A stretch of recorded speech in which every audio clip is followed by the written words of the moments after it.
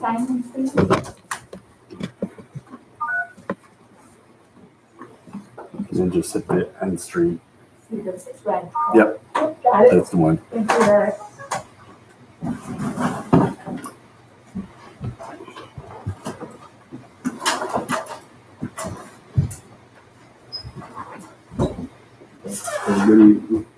Good meeting, good evening. Bye, Eric. I'm gonna call you. You're around tomorrow? Yes, I am. Perfect. I'll talk to you tomorrow. All right. Is there a men's room nearby? Out the hallway to the right, it's on the left.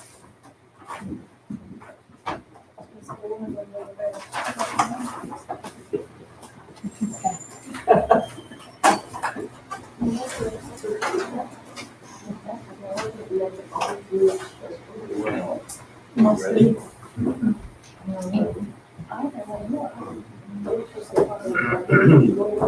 I know, yeah.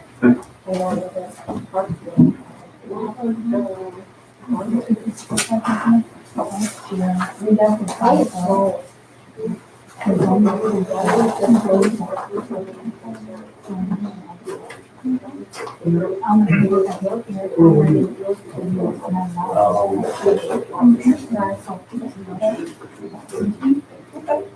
Okay, so it is in the other end. Okay, you see, I was thinking it's in the other end. No, okay.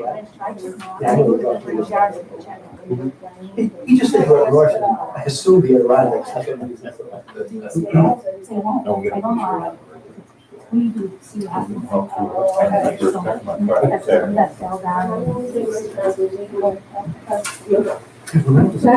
You got the proof of My baby, family, right? my mother's family.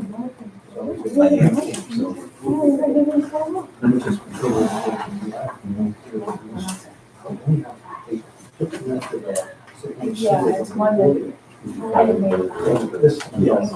I was. You become a man of one hand. That was big stuff for a little kid. Yes, it is. I don't know, I know we go from, yeah, right, it's up there somewhere.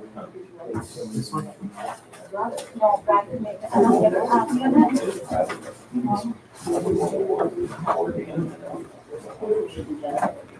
26.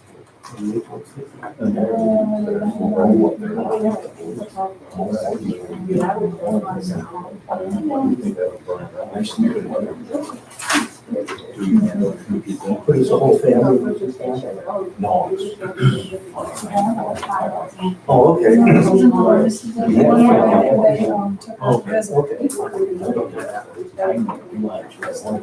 Okay, so you got your. Do you have a copy of that letter from, United Markets, after the last visit? Can I have that, please? Okay, all right.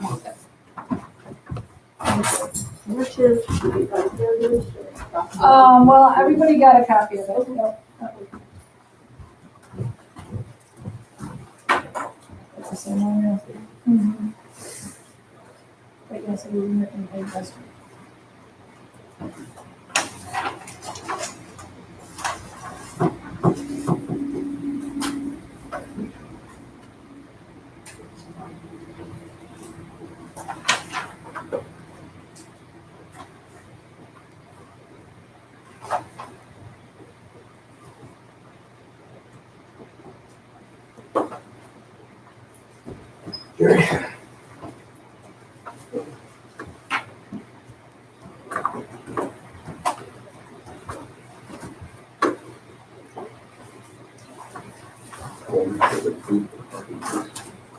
Oh, okay. I thought you were gonna start it. Just so you know. Not a big deal.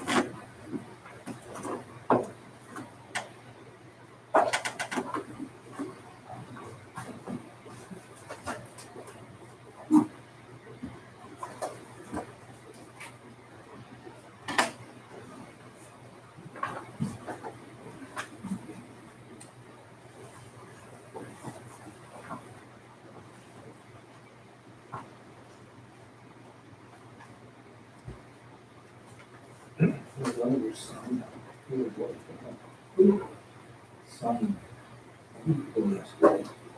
So we took a monthly fruit and stuff after we had to see it for the first time. Yeah. I think he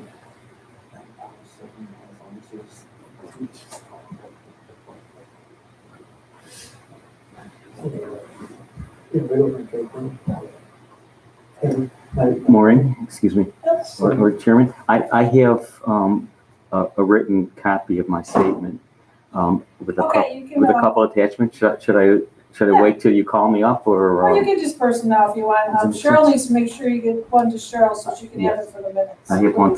I have enough for all of you. Okay, great. 16? Okay.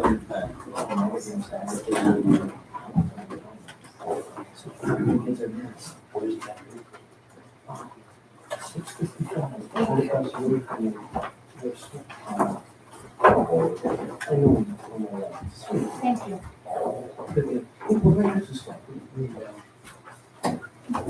Okay, it's 7:30. We'll call the meeting to order. The location of the fire exit doorways are on either end of the hallway in case of emergency.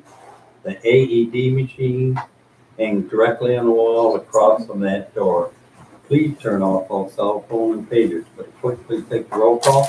Norman Vaz, Here. Rocky Ellsworth, Here. Ed Haight, Here. Gary Hoffman, Here. Carol Rock. Give you a minute to get the approval for the March 16th, 2020 meeting minutes. Any additions, deletions, or corrections? Make a motion that we accept the minutes as written. Second. Motion made by Jerry Hoffman, second by Rocky Ellsworth to approve the minutes of March 16th, 2020 as presented. Clerk, please poll the vote. Norman Vaz, Aye. Rocky Ellsworth, Aye. Ed Haight, Abstain.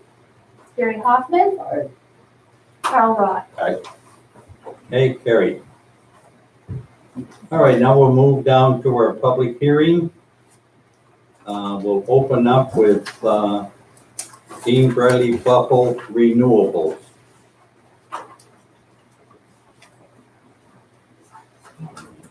In accordance with Honorable William K. Taylor, Justice of the Supreme Court of Monroe County, order of the public hearing in regard to Dean Bradley's application for a 182-foot wind tower at 555 Revan Road at the January 21st, 2020 meeting of the ZBA. Honorable Taylor found that the following topics were discussed with no opportunity for the public to comment and present evidence.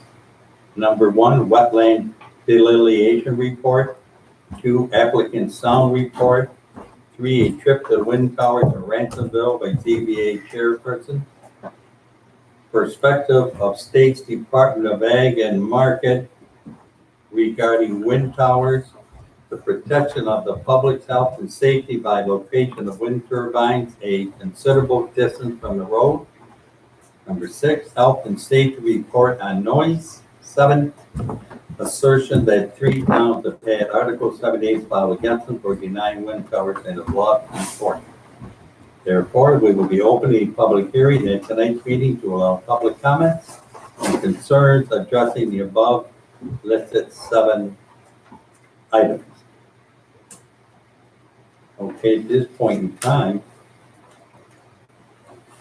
we'll open up the public hearing for our first person. Is that how it works? I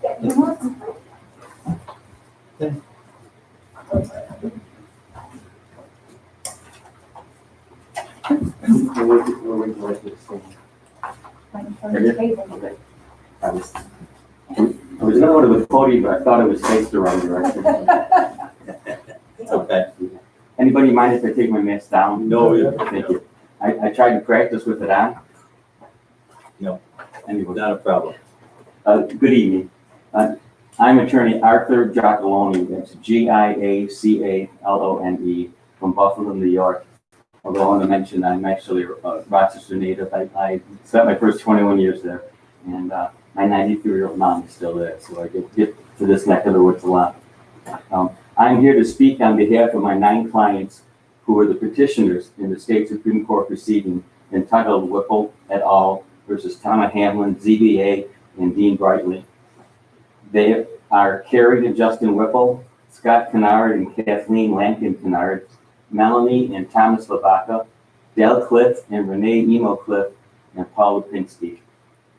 I wish to thank the members of the Town of Hamlin Zoning Board of Appeals, as well as the town attorney and the ZBA's clerk, for taking steps to promptly conduct this public hearing, despite the complications created by COVID-19, in response to the May 7th, 2020 decision and judgment of the Honorable William K. Taylor.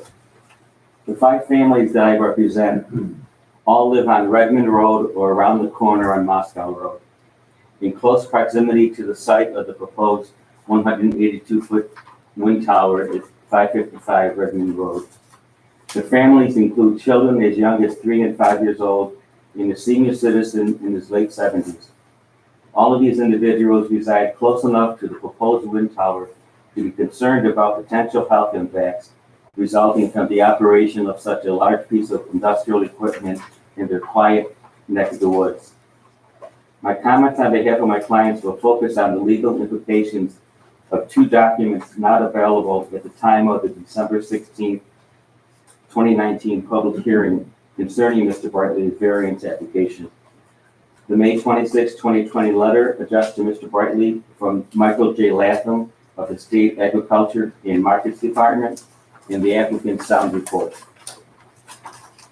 Regarding the Department of Ag and Markets May 26, 2020 letter, my clients and I lack the factual information to accept or challenge the correctness of Ag and Markets' conclusion that the proposed wind turbine at 555 Redmond Road constitutes on-farm equipment or an on-farm building and is part of Brightly's larger farm operation. What I wish to bring to this honorable board's attention is what is not said in the department's letter. First, the letter does not address the question whether the Town of Hamlin zoning law provisions regarding wind turbines found at Town Code Section 520-35 windmills, quote, unreasonably restrict or regulate farm operations within agricultural districts, close quote. This is the language contained in Section 305A1A of New York's Agriculture and Markets Law. It is my client's position that without an official determination by Ag and Markets that the Town of Hamlin zoning laws unreasonably restrict or regulate Mr. Brightly's farm operation, this zoning board is obligated to enforce and protect the town zoning laws as enacted by the Town of Hamlin Town Board. In the context of Mr. Brightly's pending application, that would mean lawfully conducting the balancing test mandated by law for area variances, without assuming that the 50-foot maximum height or noise level restrictions are unenforceable. We respectfully contend that such a conclusion falls within the authority of the town board, not the zoning board. Second, even if we were to assume for the sake of argument that Hamlin's zoning law does constitute an unreasonable restriction or regulation of Mr. Brightly's farm operation, the May 26 letter does not address the express exclusion contained in Section 305A, that is, quote, unless it can be shown that the public health or safety is threatened, close quote. What you will be hearing this evening in a report by Dr. Matthew McDonald, Town of Hamlin resident and clinical audiologist, is that the proposed height variance to allow operation of a 182-foot wind turbine would, in fact, threaten public health or safety. That the proposed turbine would produce a level of noise that the state DEC considers very noticeable and intrusive during the day and objectionable at night. Let me mention, attached to what I handed you is the front page and the excerpt from the state's Department of Environmental Conservation's noise litigation document from which that's taken. His conclusions, Dr. McDonald's conclusions, are directly pertinent to the exclusion in Section 305 quoted above and the pending variance application.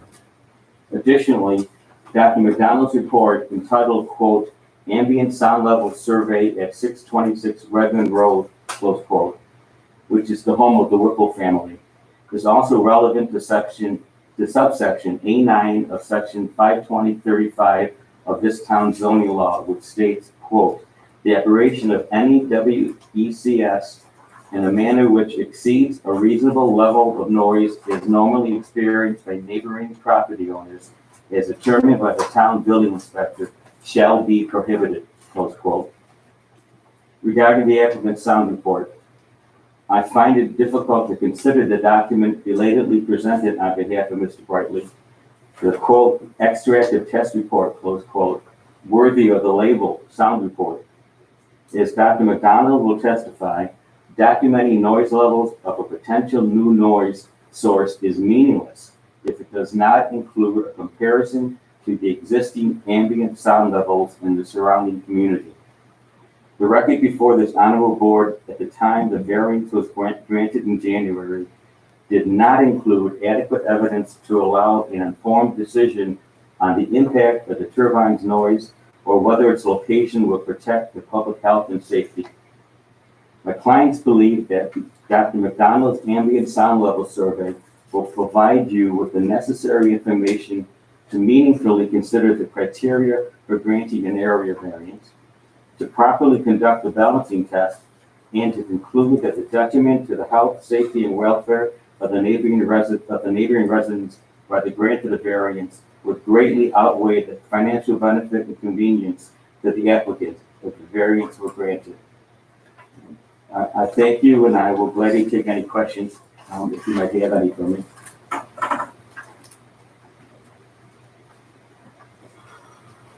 My handout also includes the relevant language from the state law and from the town zoning code that I referenced.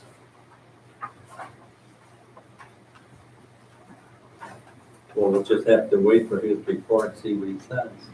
I think that's That's what I was trying to do. I was trying to set him up. I was gonna say, I didn't see a copy of that report, you haven't received it yet? I haven't seen it either. Okay. No. So I'm hoping he comes. I never thought to suggest to him that he brings 6 or 7 copies, so I don't know what he's in the head. Okay. Thank you for the opportunity. Cool, thank you. You're welcome. Yes, you bet.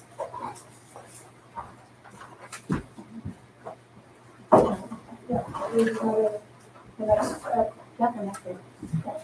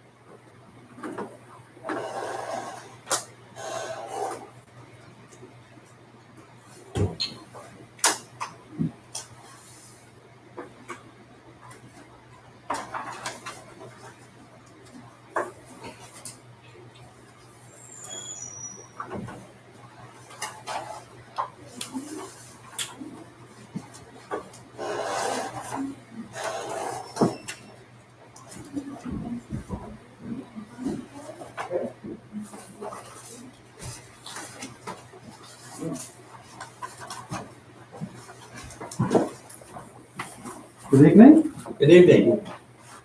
My name is Dan Courtney. We're at 5672 West Wautoma Beach Road. And first, I'll just say I'm not representing anybody. I'm retired, so I'm just representing myself as a resident of the town of Hamlin. First, regarding the wind turbine project, I wholeheartedly support it in the granting of the variance. In fact, I think it's a shame that we even have to ask for a variance. I don't think there should be a height limitation because the higher wind is at the higher altitude, where it extract as much power as possible and increase, which would be higher. But I also want to just take a few minutes to talk about kind of a bigger picture for the town of Hamlin. And you have to excuse me, I'm an engineer, so I kind of talk in numbers. On average, residents of town of Hamlin spend a total of $14 million per year for electricity. So that's money that's coming out of our pockets, out of the town, into somebody else's pocket. Now, there's lots and lots of electricity that could be generated here in Hamlin. Wind turbine is one small piece of that. But just as an example, solar power in the town of Hamlin could easily produce, with just 10% of the land area, could produce, and I ran the numbers, $119 million a year of electricity. So we could be a huge exporter just with solar power in the town of Hamlin. Add wind on top of it, and wind takes a tiny fraction of the land of that, so just a very small amount of land could easily produce another $85 million a year of electricity for the town of Hamlin. Again, combined, that's $204 million per year that we could be exporting. And just to kind of put that in perspective, the town of Hamlin collects approximately $2.6 million per year in property taxes. So that's 78 times more than we collect in property taxes. We could be generating electricity and selling to other communities. So I just want to make that point. I think it's really important that all of that energy right now is just going to waste, essentially, and we could be capturing that.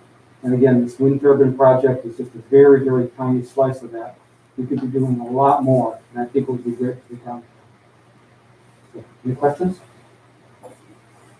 No, not at this point in time. Okay. I mean, I thank you for your opinion and Okay. for your input. And I guess we'll just go from there. Thank you very much. Appreciate it. You bet. Thank you.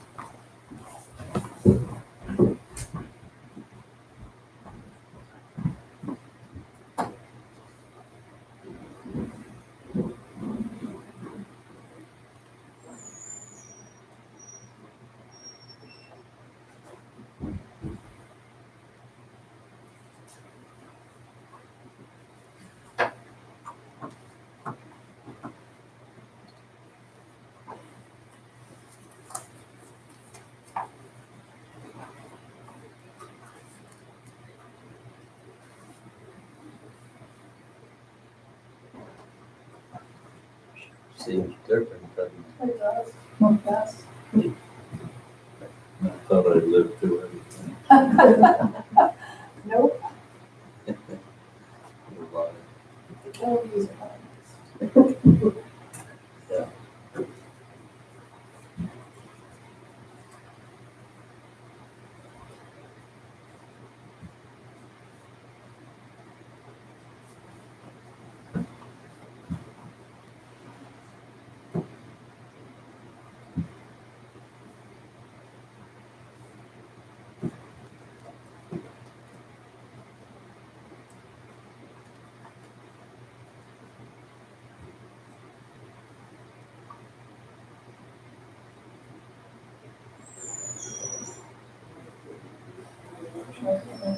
exercising tonight.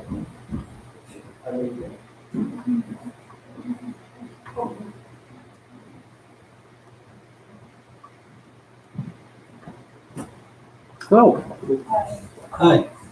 I have some things that I'd like to submit to the board if I may. I'm sure we collect them. We'll just pass it along and then we'll show. My name is Dr. Matt McDonald. My address is 43 Cook Road.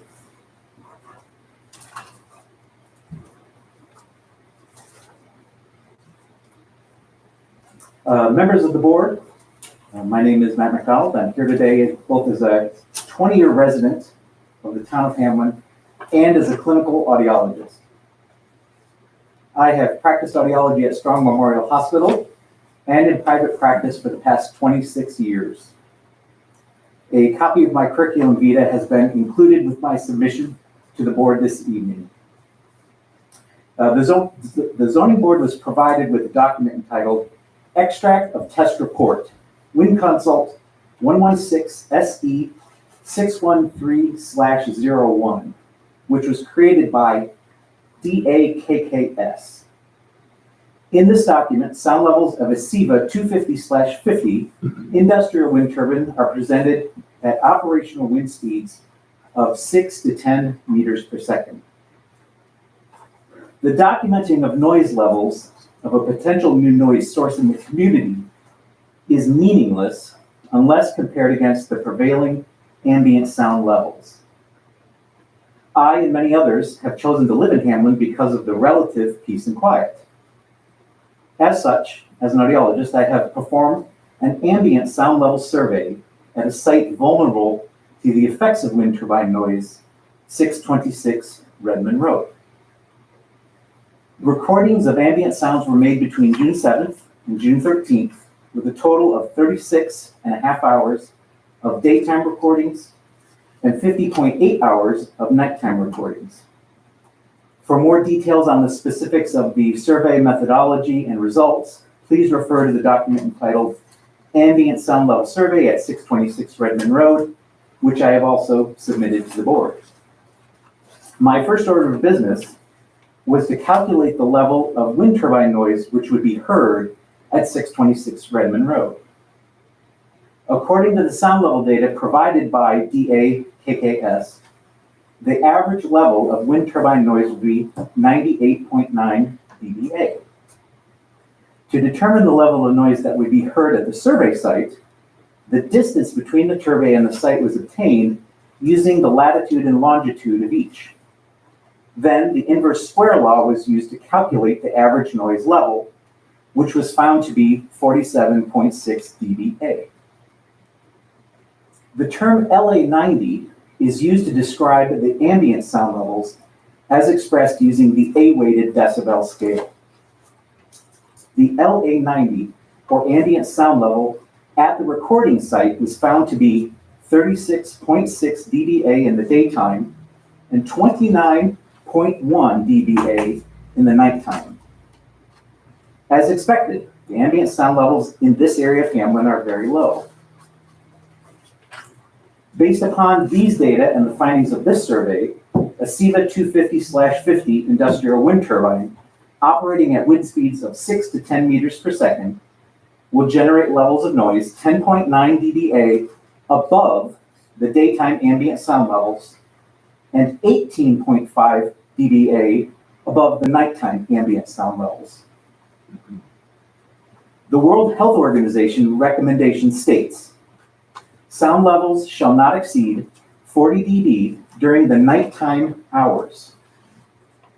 At 626 Redmond Road, the World Health Organization recommendations would be exceeded by 6.1 to 9.2 dBA throughout the night. Remember, every 10 decibels represents a doubling of the perceived loudness. The World Health Organization has documented the relationship between absolute levels of nighttime noise and subsequent health effects. At 626 Redmond Road, these wind turbine noise levels will cause a sharp increase in adverse health effects, while vulnerable groups become severely affected. The United States Environmental Protection Agency's maximum permissible noise level would be exceeded by 17.6 dBA. According to the New York Department of Environmental Conservation, wind turbine noise levels at 626 Redmond Road would be considered, quote, objectionable. Wind turbine noise levels at 626 Redmond Road would exceed the town of Hamlin's own noise legislation by 11.5 dBA in the daytime and 17.9 dBA at night. It should be noted that if the wind turbine was operating at its actual rated wind speed of 14 meters per second, its noise levels would be 23% higher than those I've reported. The height of a wind turbine is correlated to the length of its blades, the size of the generator, and the level of noise it produces. A 182-foot tall wind turbine can be expected to generate noise levels that are 100 times as loud than that of a 50-foot tall wind turbine. Lastly, these noise levels would not only affect the residents at 626 Redmond Road. The local topography is such that there is little resistance to sound propagation. Wind turbine noise would still be problematic at a distance of 1/2 of a mile to 1 mile away, with noise levels ranging from 35 to 40 dBA. Conclusions. Based upon the findings of this survey and the reports and recommendations of the World Health Organization, the U.S. Environmental Protection Agency, and the New York Department of Environmental Conservation, the SEVA 250/50 industrial wind turbine placed at the proposed site will produce levels of noise that are very noticeable and intrusive during the daytime hours, are objectionable throughout the nighttime hours, causing a sharp increase in adverse health effects, with vulnerable groups becoming severely affected, and which represents a serious risk to the health of the public. Thank you. Okay.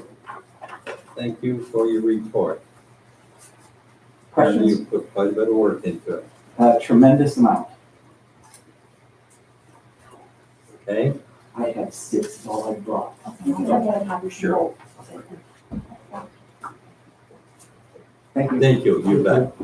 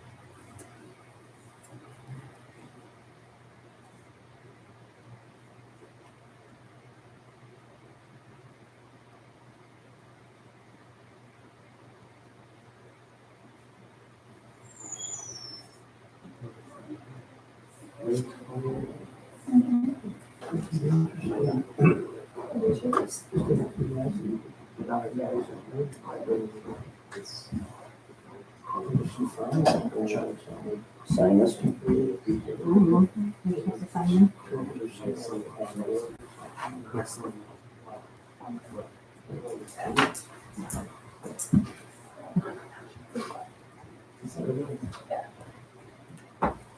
Good evening. Good evening. How are you? Not bad at all. Good. Oh, thanks. Troy Nesbitt, 52 Cook Road. Just here tonight to speak in opposition of allowing the area variance for the wind tower at 555 Levin Road. Especially after listening to Matt McDonald and the study and the work that he did. It's definitely a health and safety issue. And I think that the zoning board should deny the application. Probably take it back to the town board. So that's pretty much all I got to say. That's it? That's it. Thank you. Okay, thank you, thank you. I got more than that. Yeah. Okay, Tricia. Hi. Tricia Nesbitt, 52 Cook Road. So I have reviewed the documents that were submitted to the Zoning Board of Appeals after the closing of the public hearing on December 16th, 2019. First, the sound report that was submitted. Using a generic sound report that is 7 years old hardly seems like you are taking the health of the neighbors into consideration. If you and the applicant truly cared about the current potential health concerns of the surrounding neighbors, you would demand that a current sound study relative to this project would be done and submitted. Based on what I heard, I'm gonna cut a lot of it out because it's repeating, but just to close, this board cannot say whether or not there will be an undesirable change in character or detriment to nearby properties by granting a height variance for a taller turbine. This cannot be done unless you do the proper research. By using outdated information, one cannot come to an informed decision. I am asking that the zoning board of appeals to deny this application for 555 Vernon. Thank you. Okay, thank you. Tricia, do you get something to submit? You want that move forward? Thank you, Ren.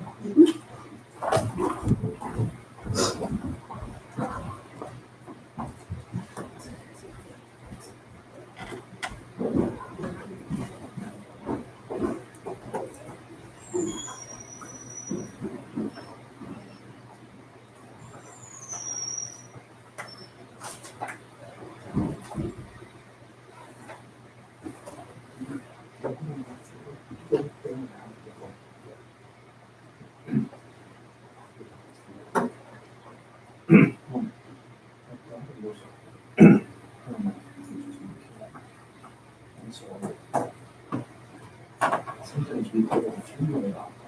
And then we want to back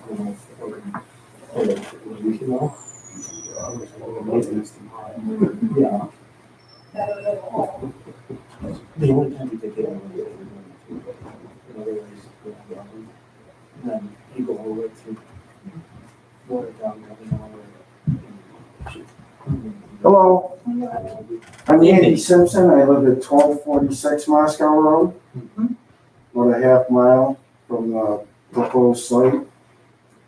I'm against the project, primarily because of the noise I believe it's going to generate. I believe the wind turbine companies typically overstate the output and understate the noise and disruption to the neighborhood.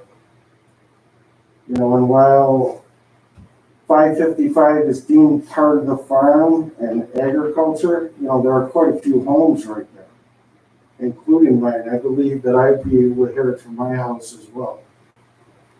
And I just think it's gonna change the atmosphere of the town significantly, that part of the town. You know, we all realize we moved into an agricultural area. However, these are industrial when you get right down to it. I know they're deemed agricultural wind turbines, but they're industrial structures, and I just don't think it fits in with the neighborhood. So, you know, and the ironic part is I believe the Brightleys are going to be the impacted the worst. You know, along with the families directly across, but like I say, I think it's going to lower the quality of life for a half a mile or more. So, you know, I'd like you to seriously consider what Matt submitted, his sound study, and take a hard look at it. I mean, I believe this study should have been commissioned by the town to find out what the ambient noise level is and what the impact would be on the citizens before you go ahead and grant this variance. 180 feet is awful high. It's gonna stick out like a sore thumb and disrupt a lot of peace and quiet. Well, thank you for your time. Okay, Take care. thank you. You bet. Have a good evening. You too.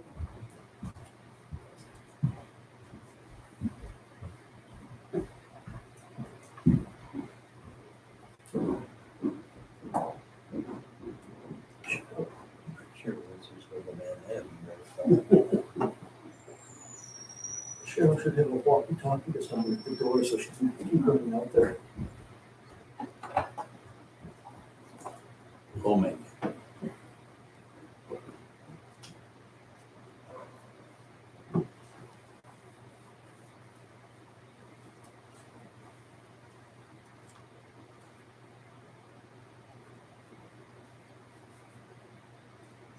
How long does it take you to get it?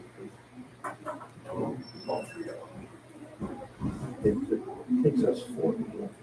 So. Ready? Above the door. Sign, please, please. It's no strength to put out.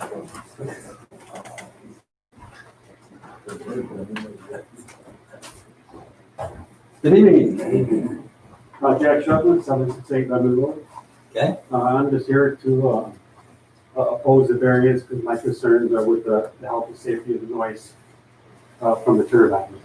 And so I guess my question to you guys and gals is, if this noise poses a health issue to someone in the area, what would we be doing about it? If it does produce noise, what will we do about it? No, if the turbine generates noise, if that noise causes a health issue for somebody in the area, what would we do if that was the case? That's my concern, is the noise. And for my concern, I'm wondering what would we do about it if that was turned out to be the case? Obviously, it's an unknown. But should it happen, it cause a health issue for somebody, what would we be doing about it? How would we address that?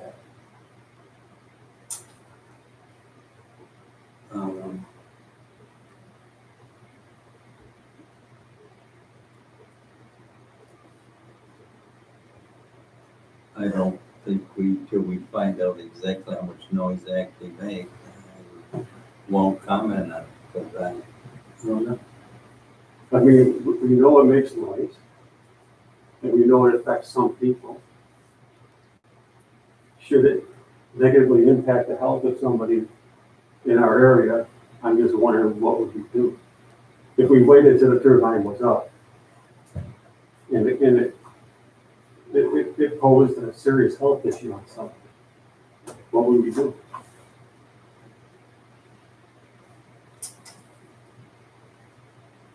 I would surmise if it was proven that it was extremely high, it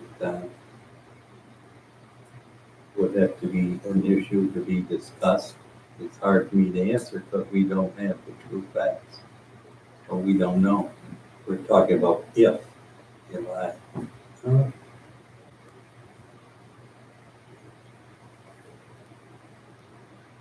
that's the best answer. In fact, it's not up to me to give the answer because that's not my expertise.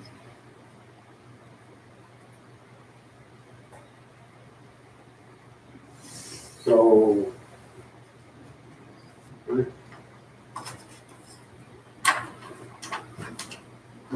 Okay?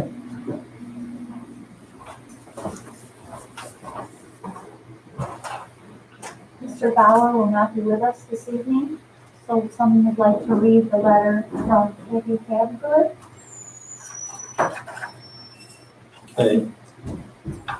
I'll read it. Okay, thank you.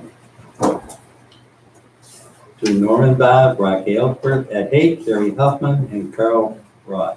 I'm writing to ask you to reconsider your permission for a variance allowing an 182-foot turbine anywhere, especially in the proximity of homes. As I said in past meetings, I object to allowing such a variance, especially for one's individual purposes, especially when it will negatively impact the neighbors around it. As I also mentioned in the past, I have done many personal interviews with people dealing with wind turbines and the impact on their lives. Most recently, I interviewed a nearby farmer who has a 110-foot wind tower on his farm. He told me it is terribly noisy, and I asked how soon after it was installed did it make noise. He told me right away. That one, they really get going in the wind, then the gears are terribly noisy, and he added it is worse with ice on them. Told me he felt they didn't belong anywhere near people's homes for that very reason. He also stated with the concrete foundations that they need, that they cause ground vibrations when working at high speed. In his first email responses was his reply to my request to speak about his wind turbine experience. CommonZoolist.com, SingerFarmNatural.com.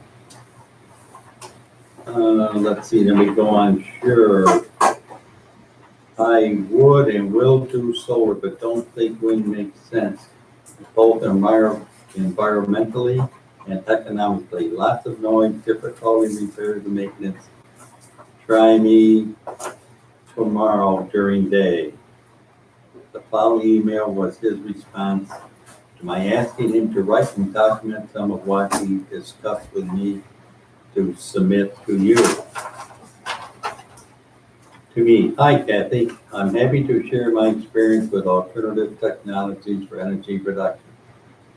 We have a Berge 10 kW 110 foot tower and both economically for the cost of the unit without subsidies compared to solar. Solar makes so much sense at approximately 40% of the cost of a wind turbine for same production. I would not put wind on my property again because of noise as well as the landscaping change. When the wind is strong and you can hear it probably a half mile away and it sounds like a freight train. Hope that helps tell the real story. My salesman told me you would hardly hear it. So as you can see, this is from a fellow farmer's true experience who has no reason other than his own negative experience with a wind turbine to speak out on the issue, especially placing something so large near neighbors. I have interviewed many people regarding this issue, and Fenner and Maple Ridge were a few of them. This was the first from the source, the person who regrets putting the turbine up. I also spoke today with James Kirby of A&J Farms, who has a 140-foot turbine on his farm, and he told me that someone who lives near it that worked for him has stated that it is sometimes noisy at night. He also stated it has needed frequent repairs. He is going to ask that individual again, and either he or that person dealing with it will write an email, which I can forward to you when I receive it. I'm asking you to set this precedent, risking exposing the residents of this town to these disturbing noise issues. Sincerely, Kathy Habgood, 142 Cook Road, Hamlin. That's the whole story. I do not know how factual any of this is. I have no idea.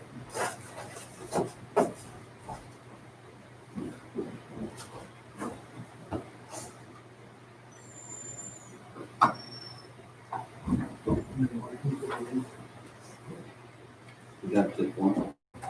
Maybe this one. I don't know. Oh, please get it.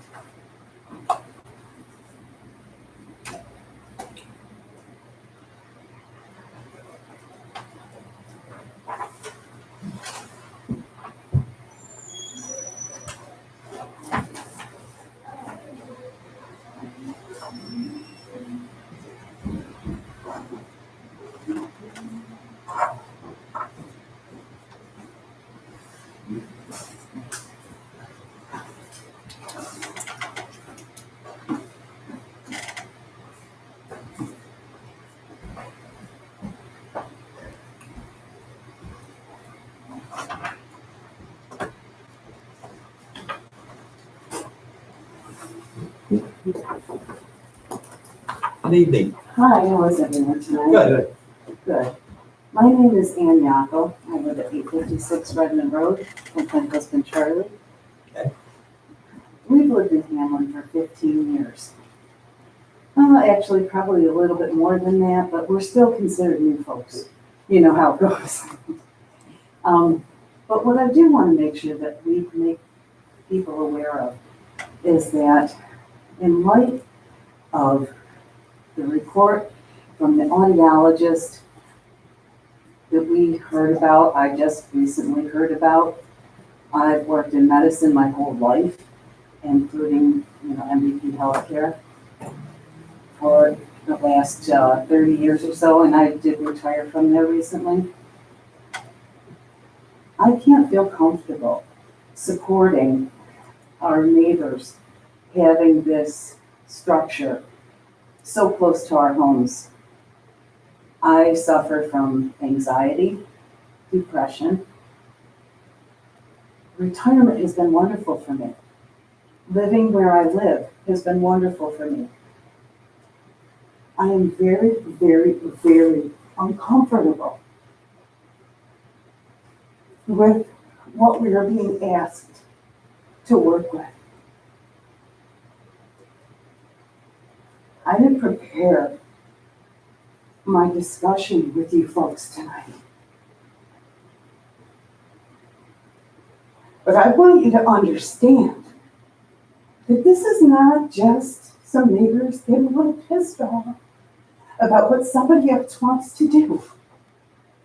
This is about my life and my livelihood too. I support my neighbors, people I have called my friends, but I cannot support something that could affect me and the rest of the people I call my neighbors adversely. I am asking you to please think long and hard about what you're asking from each one of us. I plan on living here for the rest of my life. Please don't make that impossible for me, okay?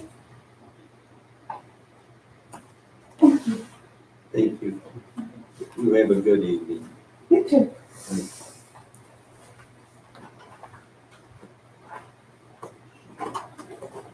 Was there anybody that wanted to rebut anything? No one has said anything to me. Okay. They didn't have anything else to add after? No. But I did make it aware to them that, and I spoke to them earlier saying yesterday that at the end, if they want to say something, they should let us know and they can come in. Okay. Do you want me to walk out and ask Yeah, I would anyone? ask them if they have, anybody has anything else that they'd like to add. Just to make sure. I will do that right now. Could I respond after I read this one? Yeah, you have a chance to respond. Thank you.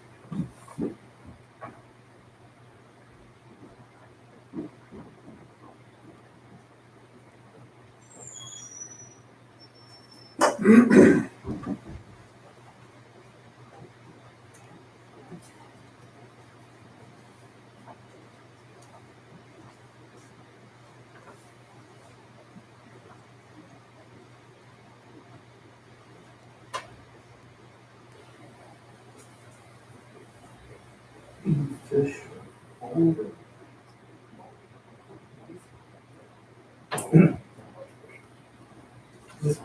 Seems to be pretty good.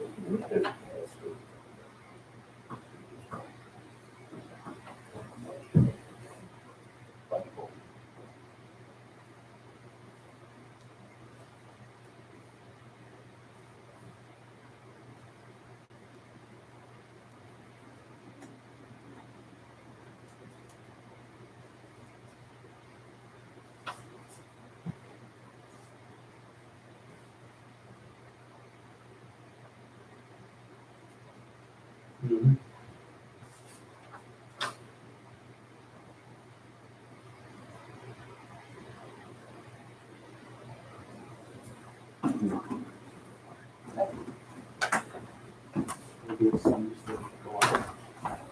You may do that. He's going to.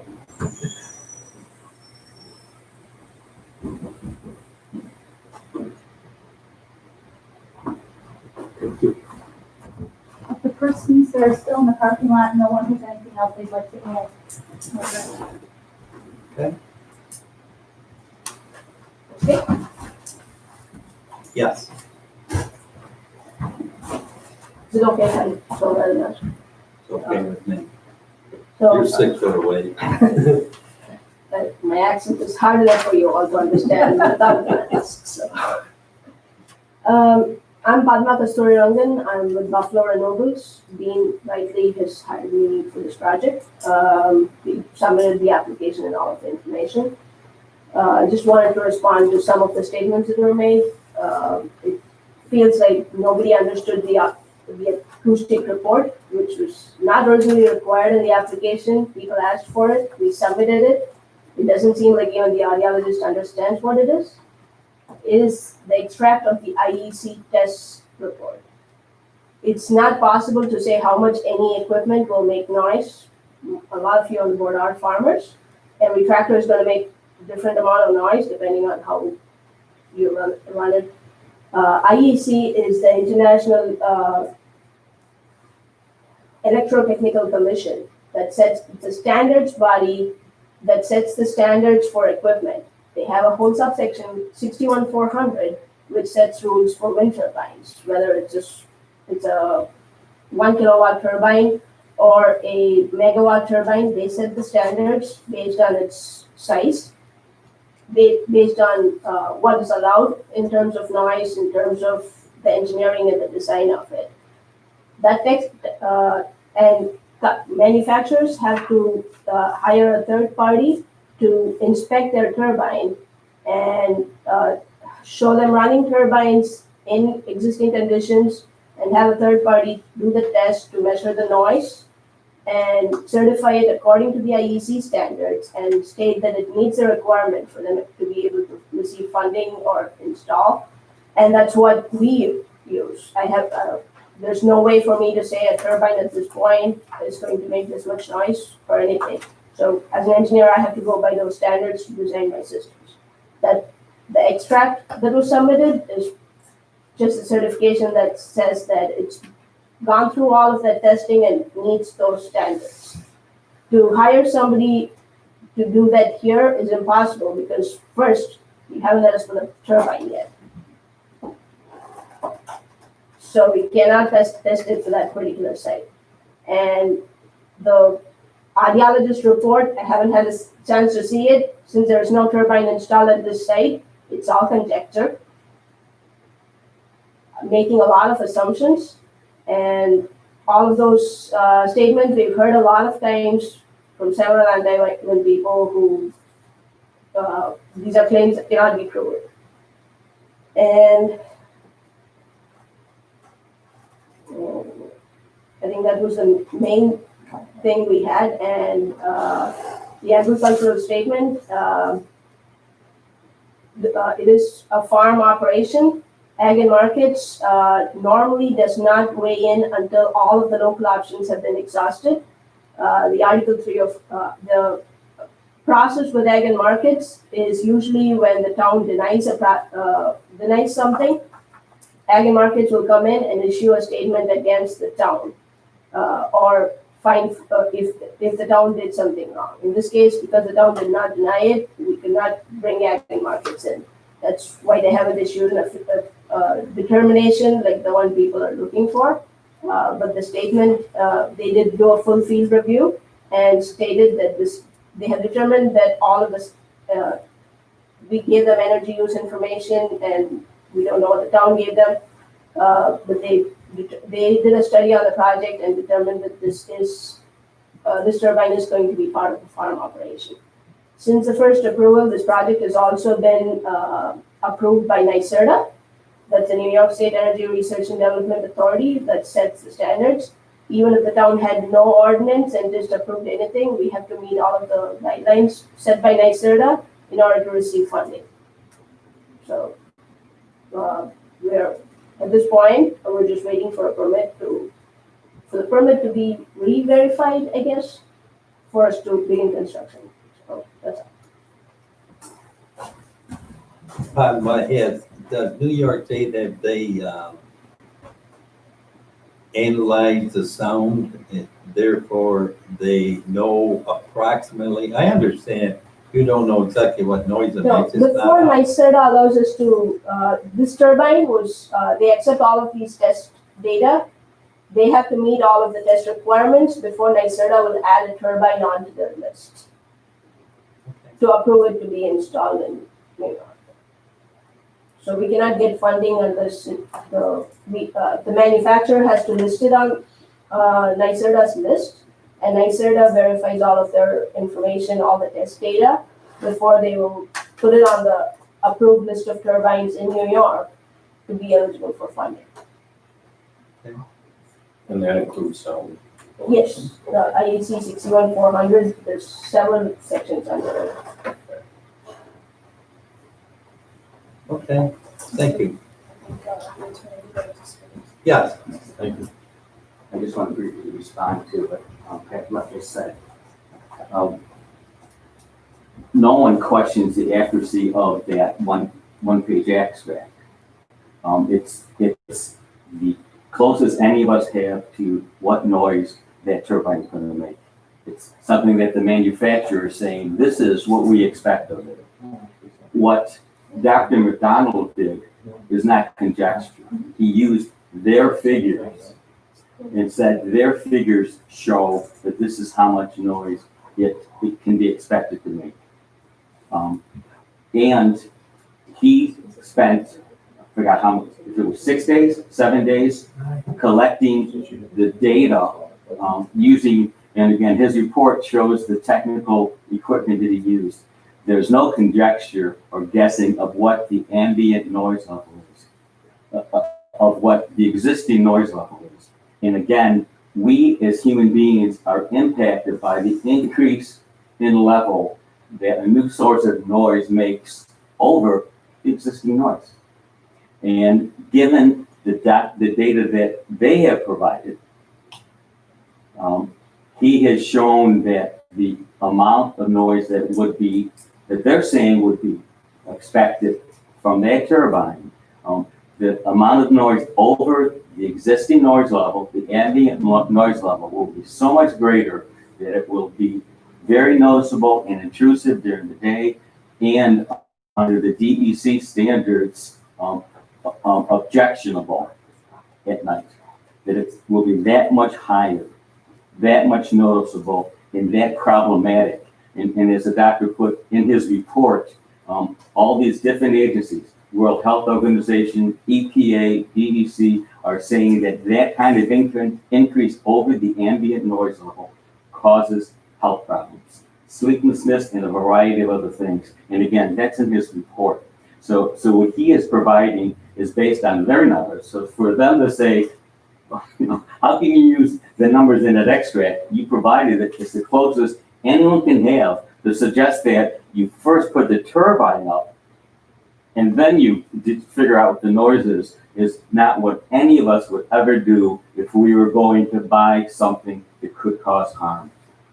It's not the way it works. You do your homework and you try to figure out what the impact is. And here we have, I wish I had the credentials that Dr. McDonald has. Here's somebody that for 26 years is a sound expert. He put all that time in and put together the protocol for a study, and is providing real information to this board, something you did not have in the past. You did not have this information first time around.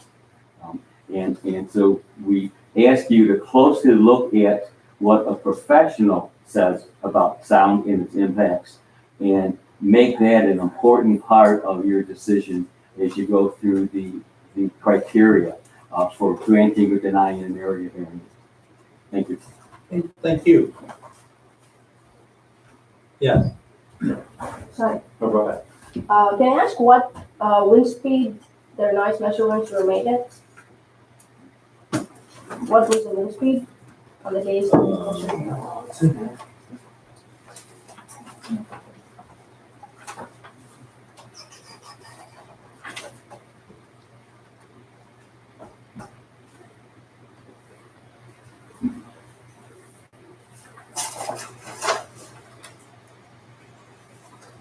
the only thing I do not see is I don't know whether he was 100 foot away from it, 200 foot away from it, Exactly. a mile, a half a mile. I don't see those figures, It said which we makes a big difference. Chair, Far away you are. He does say it in his report, the Whipple's property where he did the testing is the closest home, of the 5 families that I represented.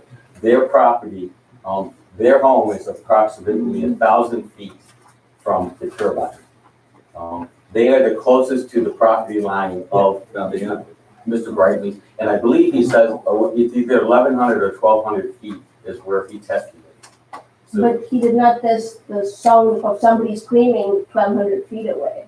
That's not, he didn't have a generator or something running 1,200 feet away and say that's what the noise was. I'm not understanding what the report says, because I haven't seen it. But the wind speed is, Well, he says 11.5, which is very low. I have a sound meter on my phone, everybody here is in violation. So we've been speaking at 50 to 60 dB. Mr. Chairman, he says it's 11.5 decibels above what the noise that will be heard at Whipple's property is 11.9 decibels during the day, higher than the current ambient noise that would be heard at the property. And that is a more than doubling of the noise of the ambient noise. And it's that figure that, and again, I provided you with the chart that the DEC says, and the DEC said the amount of increased noise of the 11.9 during the day is very noticeable, and the amount at night over the ambient, which is more than 15, is objectionable. It's the second highest category of problematic noise. And so it's not, so one must look at what's to be expected, the noise from that machine, what would be heard at the distance of the Whipple property away, and how much higher is that than what is generally the noise at that site from the background noise, the ambient noise level. Again, I asked about the wind speed because wind itself is going to create that, it's going to increase the ambient noise. Today the wind speed was pretty low. This is Western New York. We've had our average wind speed, at least at Hamlin at that location, at 120 feet high or 132 feet high is estimated close to 6 meters a second. Average over 365 days. And that can vary from 1 meter a second some days or 0.5 meters a second to 25 to 30 meters a second. The cut-in wind speed of this turbine is 3 meters a second. On a day like this, it wouldn't even have spun because there's no power in the wind for it to harness. So it would add 0 decibels even right at the tower to the existing ambient noise. On a day with 25 miles, or say 25 meters a second, which is close to 50 miles an hour wind speed, the turbine will stop. And the ambient noise at that time will be very high just because of the wind speed itself. So this is why we're not qualified to just randomly make these tests without considering a 1-year period or something like that. And there is no way for anybody to say any equipment will make this much noise at this distance or anything. That's why there's a complete test as specified by IEC standards. There are various standards. IEC is one of the toughest standards to follow. That's why we only sell turbines if they meet those standards. And again, this is, per Ag and Markets letter, this is a farm project. And anybody moving into a farm district agrees that they're moving into an agricultural area, and the farm by its very nature, I'm not a farmer, but farm by its very nature has smells, sounds, and and people accept that when they move into the area. Yes, they sure do. And and as one of the opposers pointed out clearly, the Brightly's put it where we decided that location, it would be far more beneficial for us to put it closer to the road on the farm property, because we only have to be 182 feet from the road. That's all the power lines we would have needed. They wanted it behind their house because that would minimize the impact on all the neighbors.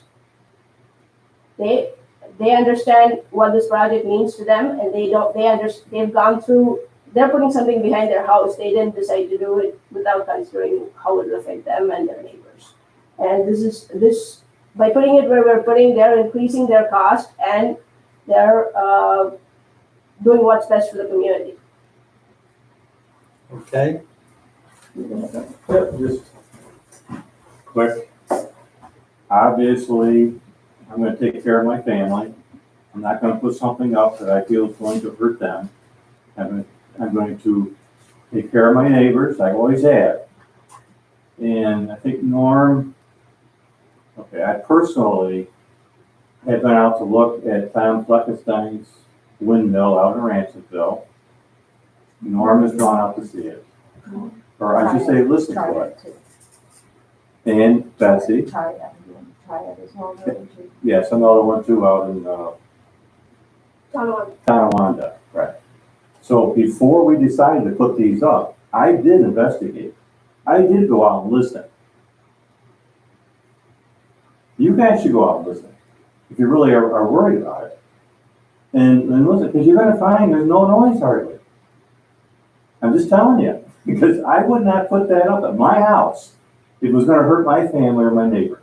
But I have personally been out there, and I've listened to it, and I've made a decision that it's not going to hurt anybody. It's good for the environment. And it's not as loud as a tractor. right. So I think that's all I got to say. Thanks for your time. thank you, Dean. Yeah. Okay.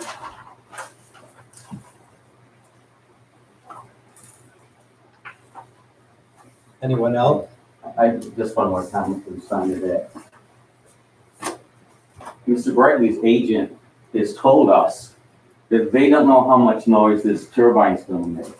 So I don't know when Mr. Brightly would be basing a decision that it won't, Excuse me? You're misquoting me.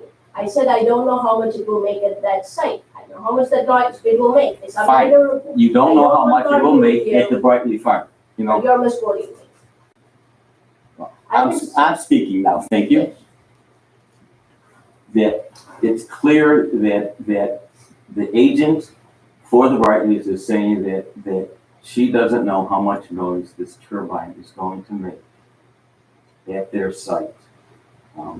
And so I don't know how Mr. Brightly can feel confident that somehow or other it won't be impacting either him or the neighbors. But the only document you have prepared by a professional who knows sound, and who looked at the facts that they provided, their agent provided, and knows about ambient sound level, knows how far sound travels. He is telling you that the increase, again, over the existing noise will be problematic for the neighbors. I believe he also mentioned even more problematic for the Brightleys, but problematic for the neighbors. And just because you move into an ag district doesn't mean that you should be subjected to health problems because of it. And that's what we're dealing with. And that's why even the ag market statute, which gives so much discretion and authority to farmers, has that exclusion. The exclusion is that your town's regulation of farm operations is allowable if it can result in public health and safety issues. And the only document that you have in front of you from a certified professional on whether that is a possibility is from Dr. McDonald's. I have just one question. Has he ever actually physically tested a windmill, actual windmill, at certain footages, distance, or is he using just figures from other people? He's using the figures from their document I mean, I'd like someone to answer my question first. Is anyone really, like a windmill spinning like today? Has he actually taken meters and this is what it's putting out? I just wondered. I don't, as far as, I just wondered. I don't know. Okay. But what he's done is saying, this is the amount of noise they are saying this engine, this turbine is going to be created. And based on their figures, is giving us the amount of sound that will be heard at the distance. Again, I believe it was 1,100 feet away, but his report, see, 1,200, whatever it is. 1222, Yeah. he had the exact number. I think you're right. So at 12:22, it's objectionable at night and intrusive and very noticeable during the day. And he's saying that, and I believe he said that it would be a problem at a half mile away. And if I recall correctly, 12:22 is probably about 2/10 of a mile. 1223.753 feet. And with his professional knowledge of how sound impacts us and the way it travels, he said it's going to be a problem at the nearby neighbors and it will be a problem a half a mile away. He said more than that, but at least a half a mile away. So all those folks that live in that vicinity are going to be impacted by that. And again, his is the only documentation, study, survey by a professional who knows about sound and its impacts. And he based it on the figures that was provided to this board by the applicant. And I don't know what else we could do at this point than that. And he spent, I believe that he said that it was a full week from June 7th to June 13th. Took was taking the background sound levels throughout that entire time period. That's how seriously he took the task of trying to provide, and you know what? He didn't know what the results were going to be. He didn't know what the results were going to be, but he knew that this board didn't have the information in front of it. And so he took the time and used his expertise to provide the information. And now he is giving you the results of it. And again, I read his summary that he read to you. I have not seen it. I have not seen the full study, I'd love to see it too. But anyway, thank you again for letting me come back up and say that. Okay. Appreciate it. Thank you. And I am going to respond every time she says something, because that's the whole purpose of this hearing was we didn't get a chance to respond. So you want to keep this going all night? Let's keep on I just going. have one last. I was not interested in arguing about anything, but June 7th to 13th, this is summer. We have the lowest wind speeds ever. Last week, the average wind speed not the average, but the wind speeds would not have exceeded over 25 miles an hour, which is like 12 or 13 meters a second. The acoustic report that we submitted says what you asked for. It does account for an actual turbine running at different wind speeds, monitored over time at different distances. That's what that report was. And I believe it goes up to 30 meters a second or 30 meters, which is about 120 feet from the base of the tower. And the further you go, the noise will obviously be lower. So that's about it. Okay.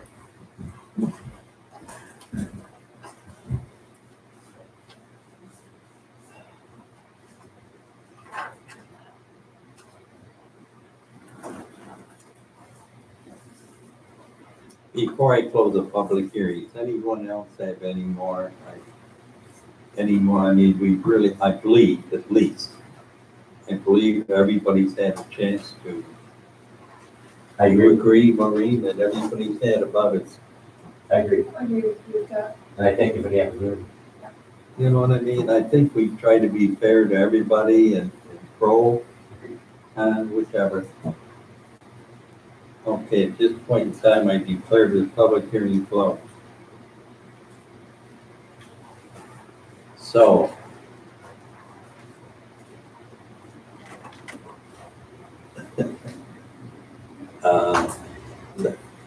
Now we're down to the best way we can do it.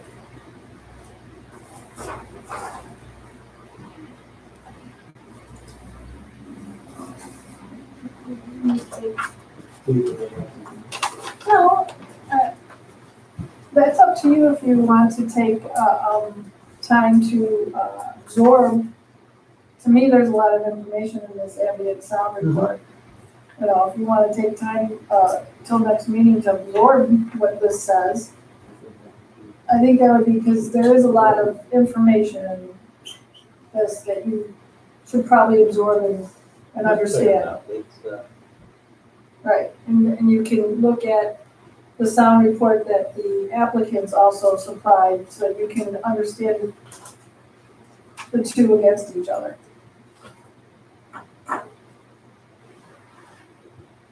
We can do that. But that's up to you, you know.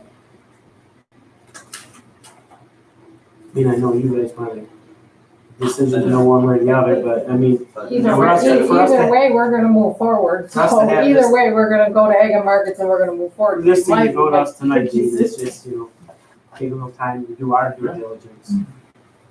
And I would, make a motion that we table the decision till next. Motion made by Eddie Hayes, seconded by Carol Roth to postpone the decision to next meeting. Clerk, please call the vote. Norman Vaz, Aye. Robbie Ellsworth, Aye. Ed Hayes, Aye. Jerry Hoffman, Aye. Carl Ross. Carried. Okay, Is there a Yes. limit on when people can stop making up stuff and giving you more information to keep considering? So will we keep delaying until, no, though, I, It's been going on a long time. But remember, we got notified by the judge, and, he specifically set out in his, order that we did not allow the, public to respond to your reports that you had given us after the public hearing. And that's what this was for. It was for them to to come back and go to, and one of those things was the sound, was it the sound report? Or the protection of the public case, so that, they brought their sound report in regards to the, health and safety of the public. So that was their evidence that they brought against, what you had brought at the last meeting. I understand, but when does that stop? Is there a Well, limit on it? as soon as they make their decision, if they come and bring another Article 78, you know, and if they approve, just like we did the last time, if they approve this application, I don't know if they're going to bring another Article 78 or not. Okay, if they deny it, then I don't know what you're going to do. I can only give them the best advice of what's gonna happen and where we go from there. Thank you. Mhm.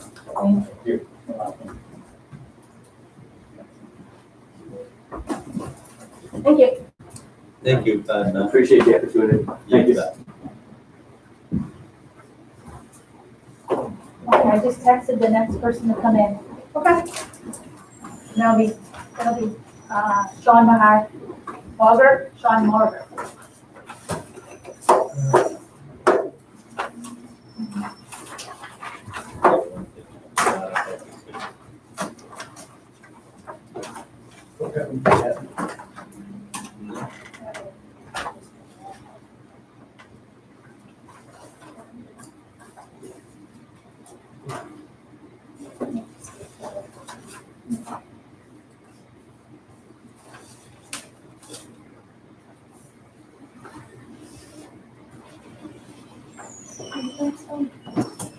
John, we gave him a variance for the fence, Oh, but yeah. it wasn't, we gave him for out front, but not for top of Hutch Street. No, we We didn't. gotta do this one standing all the way over here? Hi. Could you sign in, please, Sean? No, I gotta touch pens now? Oh, I'm sorry.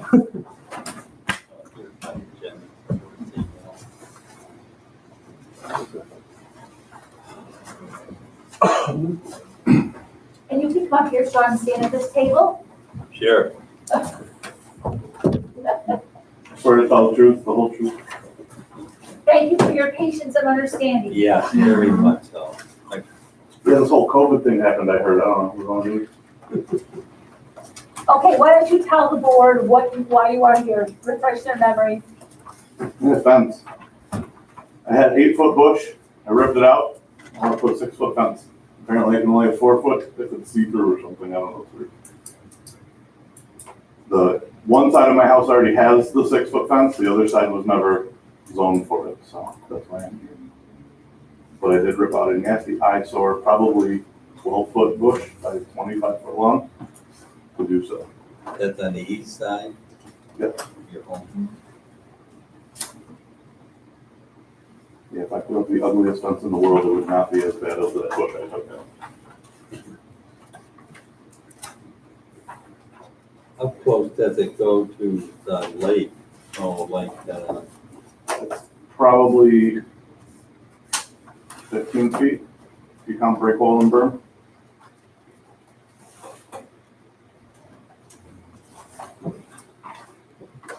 yeah. I didn't get a chance this weekend, but I remember where it is. Yeah. Yeah. My neighbor has one parallel with where mine is going, and then there's supposed to be like a 3-foot walkway for access for across the street, and then mine. And even that bush was so wide, it made no access for anybody across the street. Okay.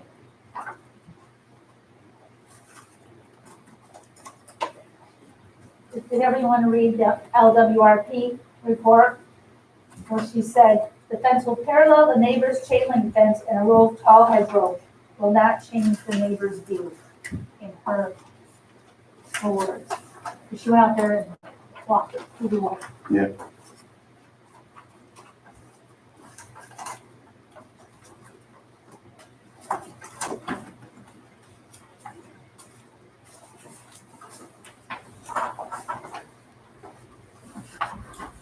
She said it would not impact anything, basically. That's exactly what she said, will not change the neighbor's view.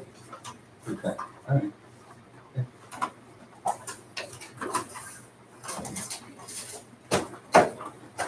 Any other questions from our board? I can open up the public hearing. At this time, is there anyone wishing, is there anyone outside you're aware of? No. And the applicants are here to speak. Okay. All right. No one called me to make an No appointment. one called, no, No, no nothing. as far as I know, nothing.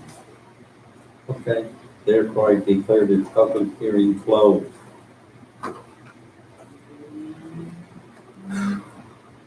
Getting a headache. Wonder why. I can open it first aid. No, that's okay.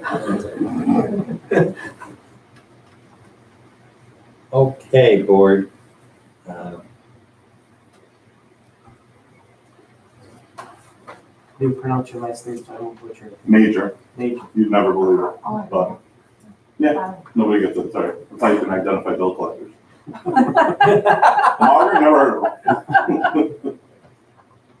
I would move that the application for Sean Major He doesn't believe it still. of 5708 West Watoma Beach, seeking relief from Town Code 520-29B, is looking for a 6-foot-high privacy wood fence on the east lot line. We received a notice from the LWRP that said it will not affect the neighbor's view. And if we go through the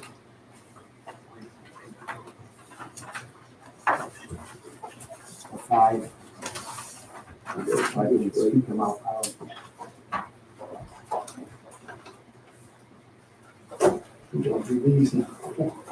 And considering whether an undesirable change would be produced in the character of the neighborhood or detriment to nearby properties, the zoning board, I would say that it will not, because it was stated in there. Whether the benefits thought by the applicant can be achieved by some other method feasible to the applicant, I would say that would be a no as well. Is the variance substantial? Again, I would say no. He took a 12-foot thing down, he's putting a 6-foot thing up. And considering whether we'll have an adverse effect or impact on the physical and environmental conditions in the neighborhood or of the district, again, I would say no.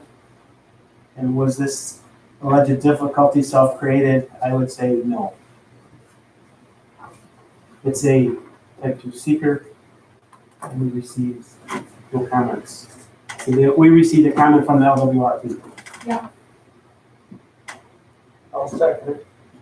Motion made by Eddie H, second by Jerry Hoffman to approve the area variance for Sean Major, 5708 West Lacoma Beach Road for the construction of a 6-foot fence. Clerk, please call the vote. Norman Vaz, Aye. Rafi Ellsworth, Aye. Ed Hay, Aye. Jerry Hoffman, Harold Roth. Harry. Hey, Sean. Good luck. Thank That you. was easy. We could have done this in my house a couple weeks ago.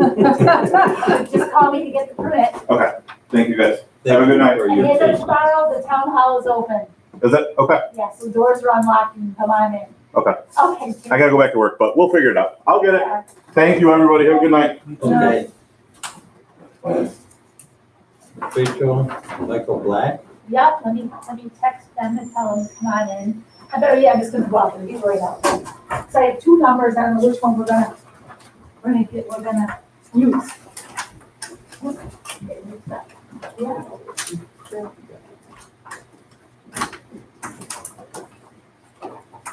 It's a crazy sense for the windmills. We don't have what we do, they're going for that. I'm not gonna be part of that, because I'm just doing. I'm sorry, it's gonna go.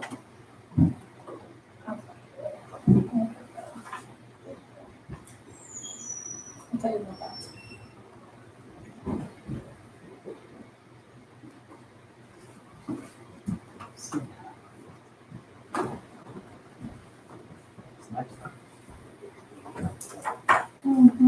Where you got all those people at? Up the parking lot in their cars. Hope they got good radios. We don't pay them so much that the battery goes dead.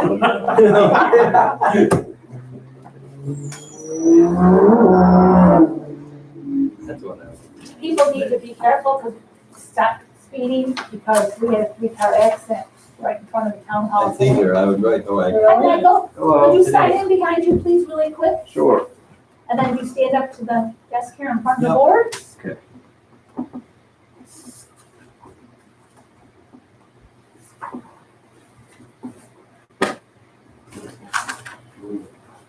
Just says there's some stuff that needs to be done. Okay, you stand up here. If you feel comfortable with your mask on or off, you can, whichever you feel. Okay. You feel you can speak clear? Yeah. Whatever.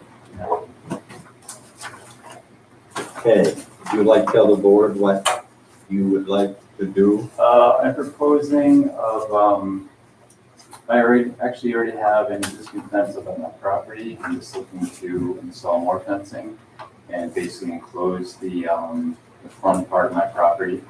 Well, I guess the back side, basically the part toward the street. So I have two. Right, the lake is the front and the Right, road yeah, is the back. street side. Street side, so back. Right, yeah. Primarily because I have two two-year-old twins and they're starting to get really mobile and, you know, they're either running toward the lake or running toward the street, so. What type of fence would you, So, I'm looking to do like a 6-foot sections, 4 feet high, sort of like, it looks like picket fence. It's vinyl. Yeah, the existing fence already is 6 feet high. It was there when I moved in. Vinyl, so it has sort of the same look and feel. So, but this will be 4 feet high. yeah, this will be 4 feet high, right? It'll be a little bit shorter. Right. He did have a variance, or persons who owned the house before did have a variance to get the higher fence at that one time. Okay. Any questions from any board members?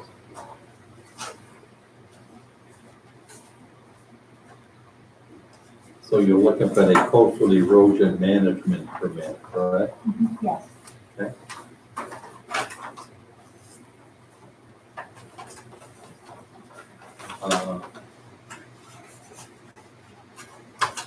You said you have a 7? twins coming up, so you're trying to, they're 2 years old, they just turned 2 right now, so, know the terrible foods. yeah, they're starting, one of them's starting to get pretty terrible. Sick, so. But,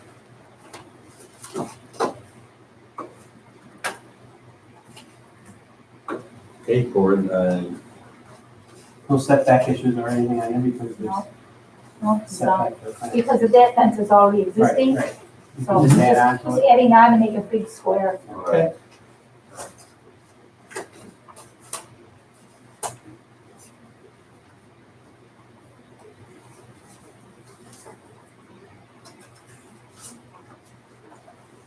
I make a motion that the application of Rachel and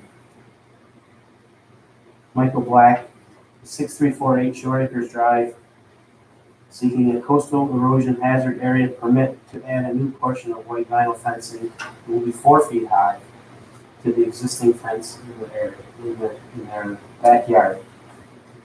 They've got the letter of intent, they've got the permit application, site plan, LWRP report, photo, and the fence specifications. Be approved. Second. motion made by Eddie Ain't, second by Rock Albert to approve the coastal erosion management permit application for Rachel and Michael Black, 6348 Shore Acres Drive, for a 4-foot fence in the back of his property. Clerk, please hold the vote. Norman Vaz, Aye. Rafi Ellsworth, Aye. and Eight, Aye. Terry Hoffman, Aye. and Carl Ross.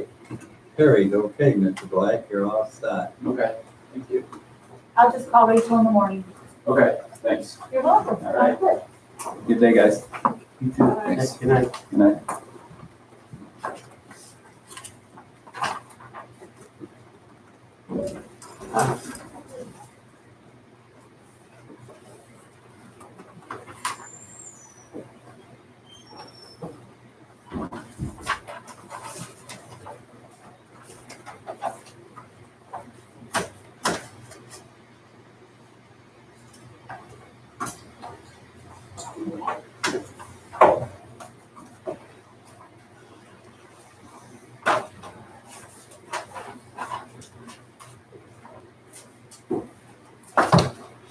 You gonna tell me you can't build a patio? Cheryl, Pardon me? you're telling me you can't build a patio? I've already explained to him that we only wait document approval with LWRP, the zoning board, and planning board. And he said, well, it was on the plan, it was submitted to the DEC. It was not in the motion. No one approved it. And I had documentation from. But I do know I went to Sandy Harbor to look at a house that was raised. And they had just placed their huge deck on the back of their house on top of the rocks. And so with their neighbor, and it's the same thing. They just put this stuff on, it's not allowed in a natural protected feature. So I just called them for advice to see how they'll affect that way. And what to do with all these things that have happened since COVID. You know? Mm-hmm. Everything takes a lot longer. Yes. I did text them. Yeah, you really shortened the patio, the patio. We shortened the dock, and we shortened the patio. The dock was supposed to be 60 feet, and he changed it to 30, so he didn't have to go through the DEC after he had submitted the DEC application. And then he shortened the patio up too. Was it 14 by 30, now it's 14 by, was it 12 by 20 now by 20? 12 by 20. 8 foot by 30 foot dock and 12 by 20 foot patio.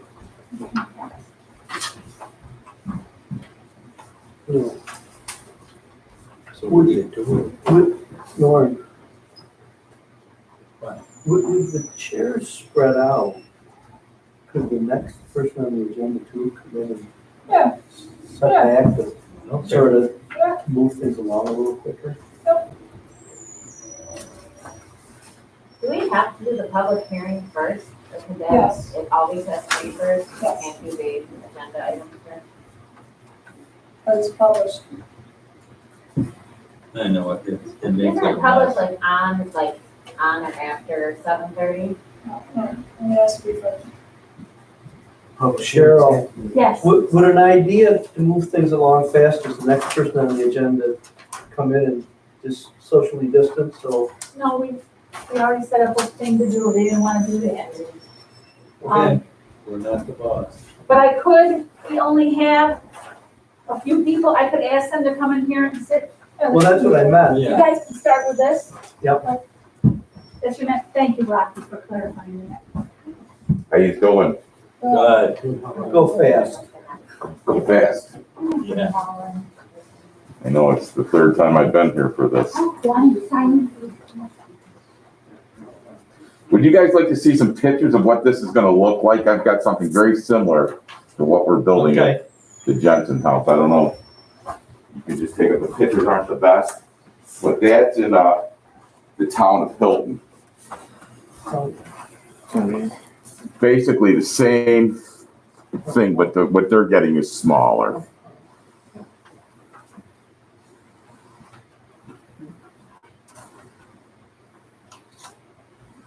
And that's built right over the rocks, just like we're doing, just like what's already built at the Jensen's home.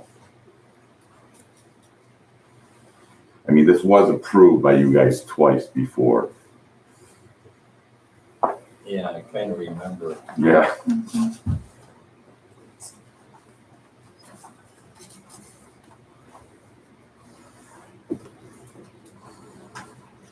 Same drawings, and the only thing that we took out of this, because I wanted to make it easier on everybody, is we took the rock out that we were going to use in the construction of the dock. You know, well, because there's already rock and water there now. I put it in on all my permits when we're building a dock so I can track out on top of the rock, but there's already rock there. Right. And that permit expired, which created this whole, what we're going through here again. So I removed that, thinking that that would make life easier for everybody involved, but it didn't work out that way. Some days Yes. it really doesn't.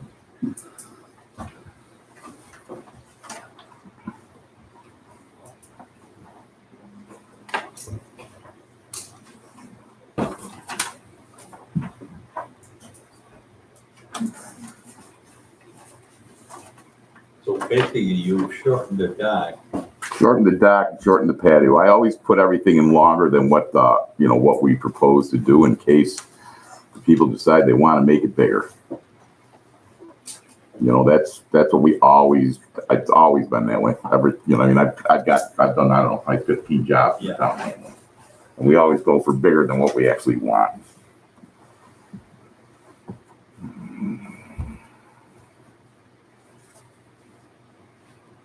Well, apparently,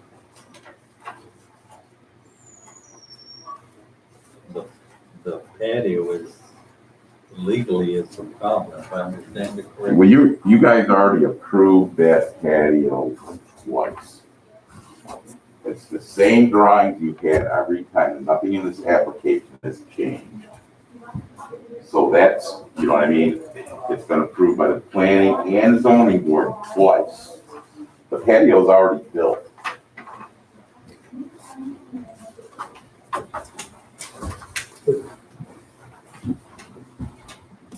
All we're doing is scheduling hearing. No, Well, that's a C happen. this is a permit. Okay, you're right. This is just a permit. And that patio is built in the same thing as the dock. It's just over the rock. And I don't know what the town of Hamlin's issue is with that. But I mean, I've got things that was built. The pictures that I gave you, that thing is 7 years old. And Patio was 7 years old. yeah, and I took those pictures today of that. Okay. You know what I mean? If it's a longevity issue, I mean, and I have these all over the South Shore of Lake Ontario. I mean, the exact thing, and when we came in here with the original applications 2 other times, that patio was on the drawings, mentioned throughout the application numerous times, in the exact location that it's in. I mean, I didn't try to mislead anybody. It is what it is, and like I said, I mean, it's been approved 4 different times. Twice by you guys, twice by the other board. In that same, you have the same application in front of you.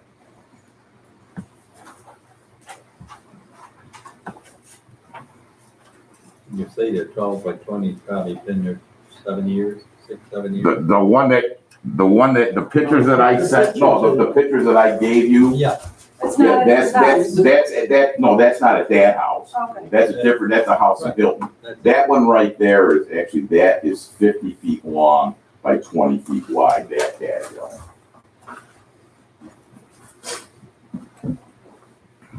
So the patio at this The house. patio at this house is all the structures and it's been in for like 10 months.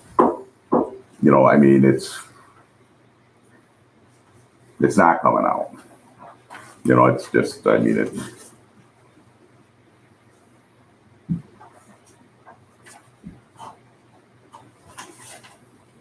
Well.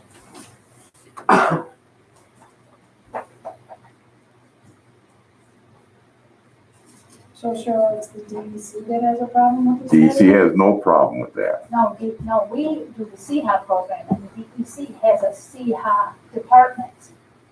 And they brought it to our attention when Mr. Hepler applied for a DEC permit, when the dock was originally 8 by 6.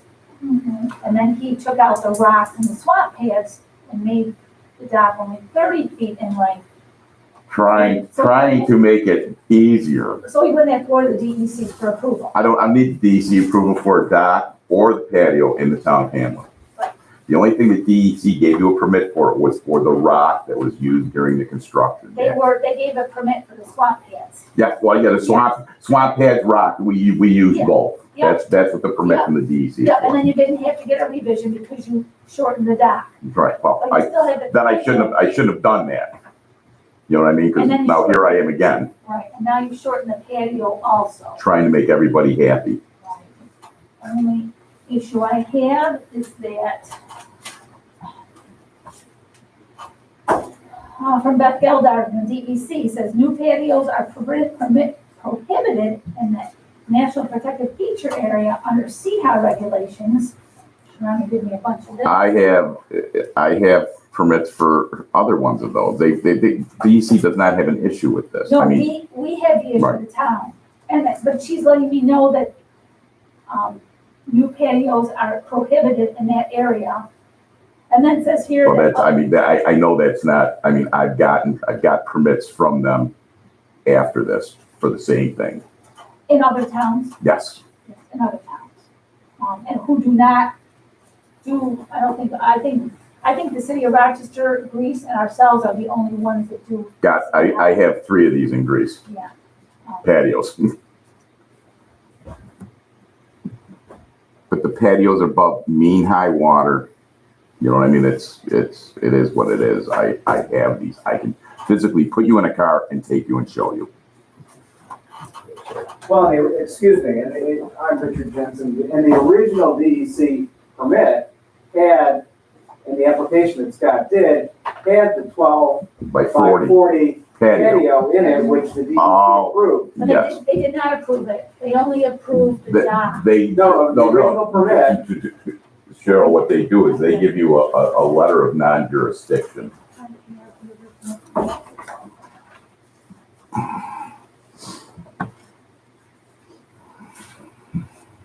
So all that's basically left to do is. But I gotta slap the dock and then I'm going over there to start on that tomorrow. I have a permit for the dock.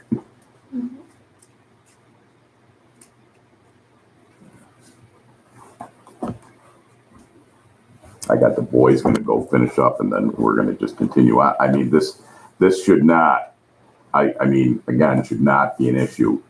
Nothing has changed in my application to any of you. You know what I mean? It's drawn out, it's shown, it's talked about, it's addressed as a patio. Mhm. You know, it's not a mistake on our part. It- And I don't, you know, I mean, I don't see where this again, where this is an issue, it's, it's their property, and this is a structure that's built to, basically, this thing's got 100-year life on it. LWRP went out there and just said that it is consistent with the policies of the LWRP, but it is also not consistent. It says per LWRP policy 12, open pile docks are allowed. The patio is not allowed in the natural protected feature area. We had this from the LWRP who went out there. Didn't they look at all the drawings, the two previous times? She had the whole packet. Right, and both, the other 2 times with the zoning and the planning, she had the whole thing. Yep, we went to zoning. Right. So, I mean, again, this is not, we didn't do this. We didn't create this issue, Well, planning and zoning both only gave you permission for the dock. They did not give you permission for the patio. I guess my problem here is they looked at the whole thing, they read the package front to back, they look at the drawings, because I know I've had questions asked of both boards. So they're fully aware. And when I talked about this, I talked about patio. Their verbiage, when they did the thing, that's not my issue. If they forgot to add the patio into it, it's there. I got $20,000 sitting there. No, I understand that.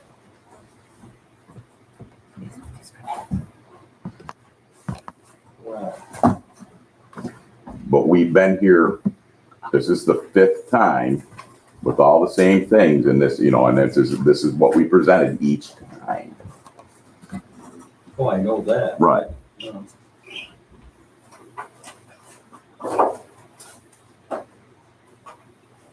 My only question is, what do you do with it now? You want to say something?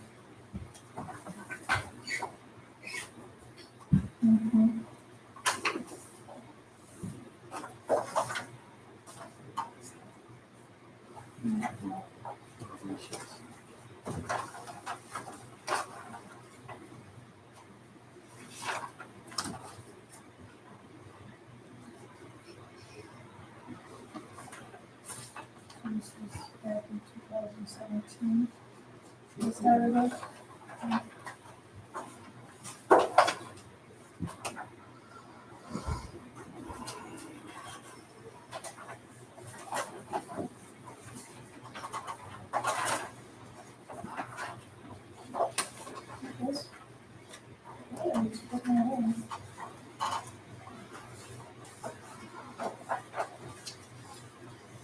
Well, we gotta do something.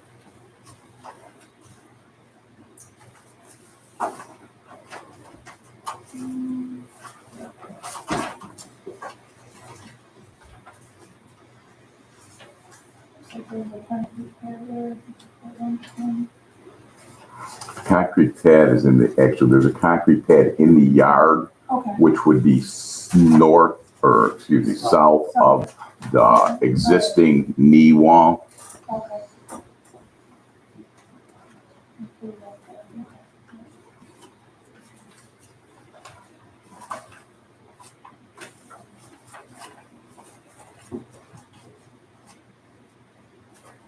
I mean, this structure that we put in there, I mean, it's going to improve their life, and it's a very desirable thing to have. And it is their property, and this is not like something that's built out of pressure treated that, in a couple of storms, this thing is going to be gone. I can show you stuff that's 15 years old that looks as good as the day that it was put in this same coastal erosion hazard area. And then I can also go and show you other things that was built through the coastal erosion area that is gone, and it's only been out there 10 years. Nothing that we've done. So basically, all that's left to do is put the dock in. Put the dock in and pour the concrete. Yeah. I was getting killed with the high water. I mean, that's why we went. We slammed the patio in, and then there was just too much water. Water's down now. I've got 5 more jobs I have to do in your town. dot. So you'll be seeing me again. And I want this to end well for everybody involved. I mean, we don't try to do anything, I wouldn't have applied for something if I knew it wasn't allowed.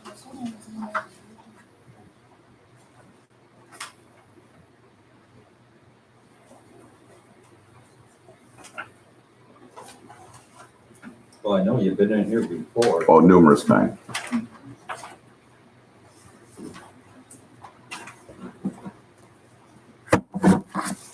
The first time I did this application, I think it was approved, was there an LWRP? Yes. And what did it say?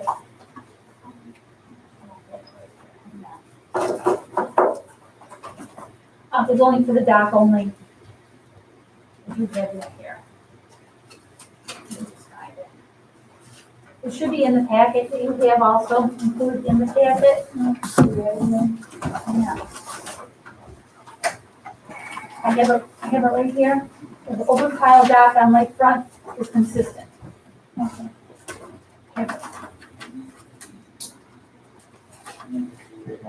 Oh, okay.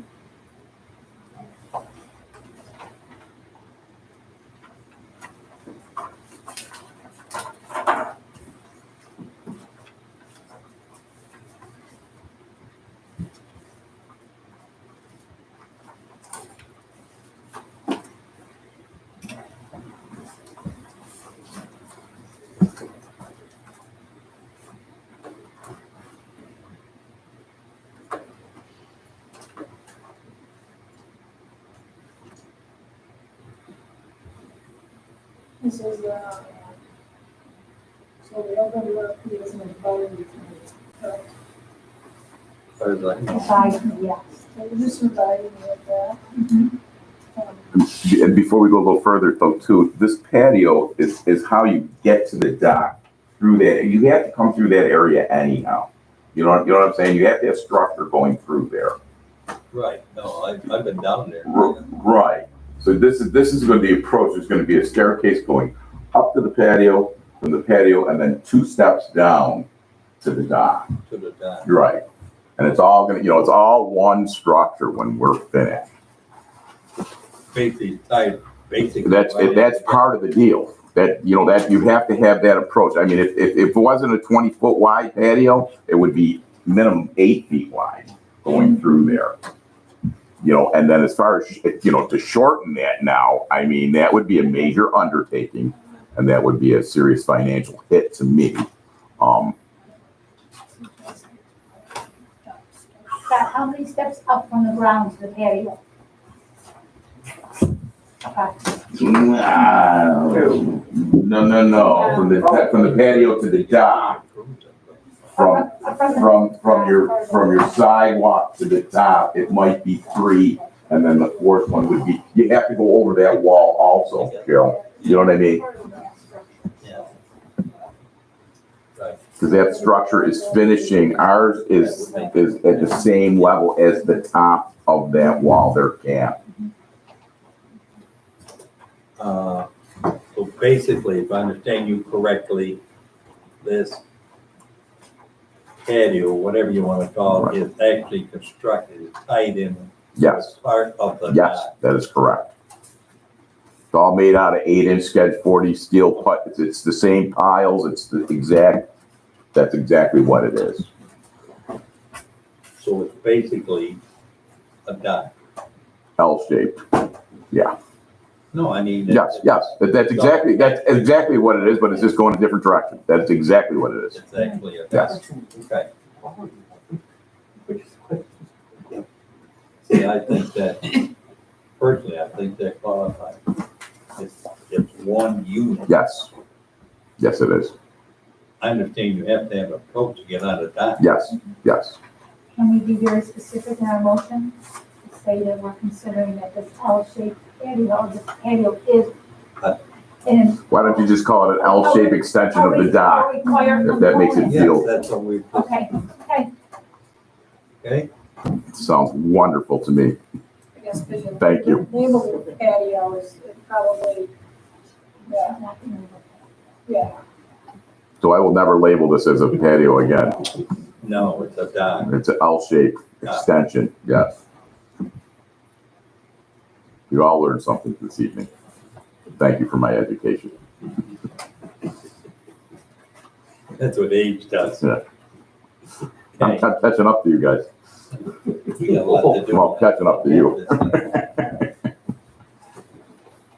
Yes, I'll make a motion that the application of Scott Hepler for Ultimate Dock Systems representing the dock systems and Richard and Marlene Jensen, approval for a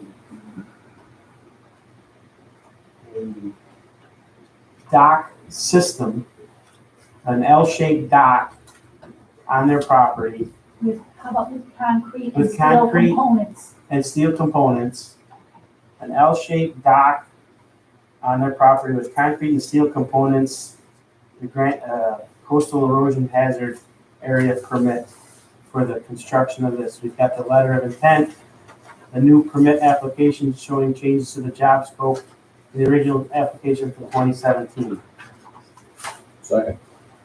Motion made by Eddie Hay, second by Carl Rock, to issue a coastal erosion hazard area permit for Scott Hepler, dock system for Marlene and Richard Jensen, 7016 Benedict Beach Road, be approved. Clerk, please poll the vote. Norman Vaz. Aye. Rocky Ellsworth. Aye. Ed Hay. Aye. Jerry Hoffman. Carl Rock.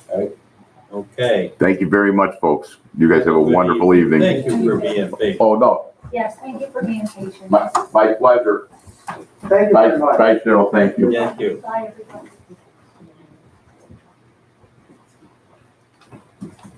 Okay, now we'll go I have to wait for the door up. No, to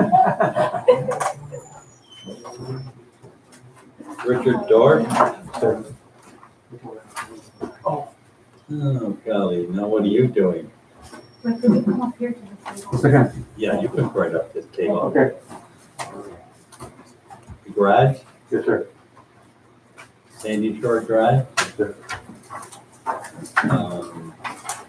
You need a 6-foot variance. This would be is it a side setback, Road frontage. road frontage? Yes, sir. I had my, property surveyed back in the fall. And on the survey, they referenced the center line of the road for, there's the right of way. Yeah. And that's why I assumed that measurement was for, because normally the shoulder of the road varies so much. I assumed you went by the center line of the road, but, in conversation with another local resident that I work with, that might not have been the case. So I reached out to Cheryl and she said, well, let's talk about this. And so here we are. But, Okay. And so it's just, you have to go by the roadside, not the right of way, so he just needs a 6-foot there. He's already, we already gave him a permit. We figured that last year, we figured everything was fine, but just miscommunication and he just needs a 6-foot variance. or maybe a little bit more clarification on the wording for the town. Show the road or, I Okay. don't know, edge of asphalt at shoulder, or, I don't know. I'm the only one who's had this issue in that, but I appreciate some help. What's that? What's that to be removed? Is that a concrete wall? We'll be down there looking at it anyways. He already has a shed there now that's going to be removed once this is. Yeah, the bottom of it's all gone, because my dad put it in about 50 years ago. Yeah. Okay, all we have to do is schedule a public hearing for July 20th. July 20th.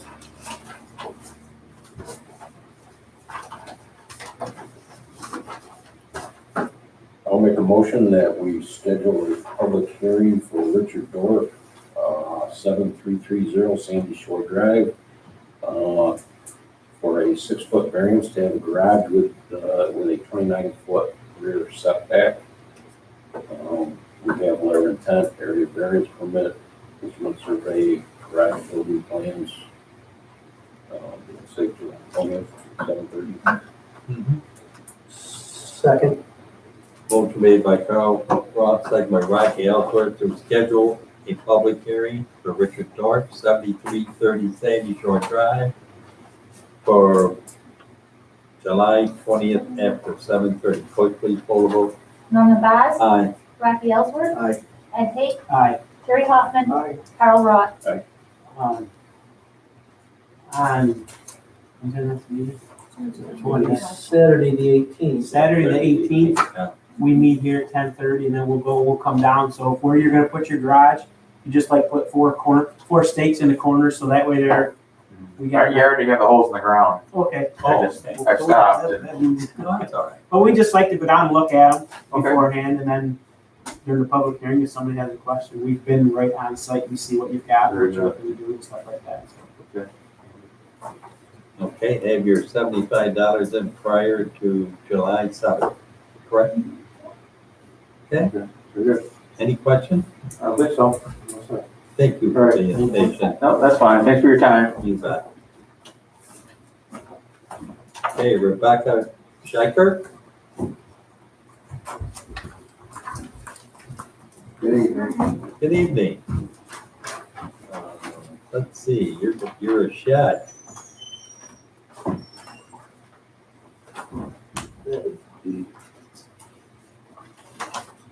Oh, you got this one over, is that it right here? Yep.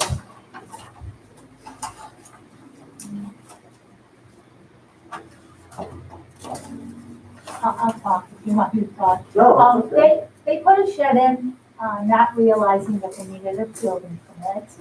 And went on someone's advice to go ahead and put it up, you won't need a permit. And it's really tight where they are, and the shed's pretty much on the lot line, is that correct? Yeah, it's pretty close. Yeah. So they're gonna need a variance. They're supposed to be 5 feet, from the side, 5 feet from the rear, and they don't quite make it. I have spoken to their neighbor, and he does not have a problem with it, but we have to get that in writing. And then you guys could go down and see exactly if you can, I don't know if you can You do can that. see by the pictures. We have a very small yard, there's not much there at all. It's kind of a bummer, but. But they were very cooperative when I went down there. Unfortunately, I had to put a stop work order on it, but we had to cover it, still covered, right? Oh, yeah. Okay, yeah. They're very cooperative. We can schedule a public hearing. That's not a problem. Try to help out the best we can. It's tight down there. There's no doubt It's super about tight. Yeah, We- not much room. Our whole front porch is full of all of our tools. and Yeah. It smells like chainsaw, and weed whacker up there pretty bad. I'm trying to overtake that, that's my room, trying to keep them out of the shed. it. We also We're getting forced stuff the front porch. in today's world, you better not let anything sit outside too long. It may- No, it may Yeah. disappear. that's another thing, we wanna Yeah, have everything lock it up. locked up, and, Sure. we both hunt, so we wanna have a place where, Clear out of deer. sight, where we can harvest and hang our deer, so they would understand them, so. Fair enough. Okay, I'll make a motion to schedule a public hearing after 7:30 on July 20th for Rebecca Schicker, Yes, located at 9625 Beechwood Park, for multiple variances to build a shed. Second.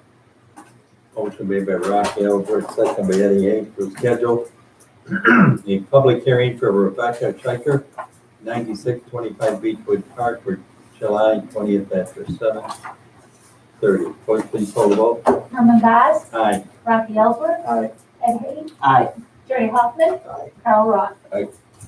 Carried, you're all set. Have your $75 in prior to July 7th. Thank you very much. Okay. For Saturday, the 18th, can you do like, we asked the previous gentleman to stake out where it's gonna be? He's got the building. I'll say it. It's halfway built, sitting on blocks. Well, then, we'll be down sometime after 10:30 that Saturday morning. If we have to move it, we can move it over, so. Don't do anything till we get. Yeah, expect us to come down and look, so Okay, we view everything before we vote, so we know okay, what the real situation is. fair enough. Okay? Thank you very Any much. questions? Thank you. Nope, we're all set, thank you. Okay, thank you for Thank being you. here. Hey, Carol. Okay. bye. Talk to you later. Thank you.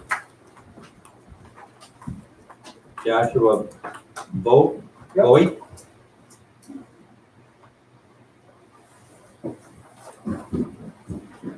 This is a garage. It is.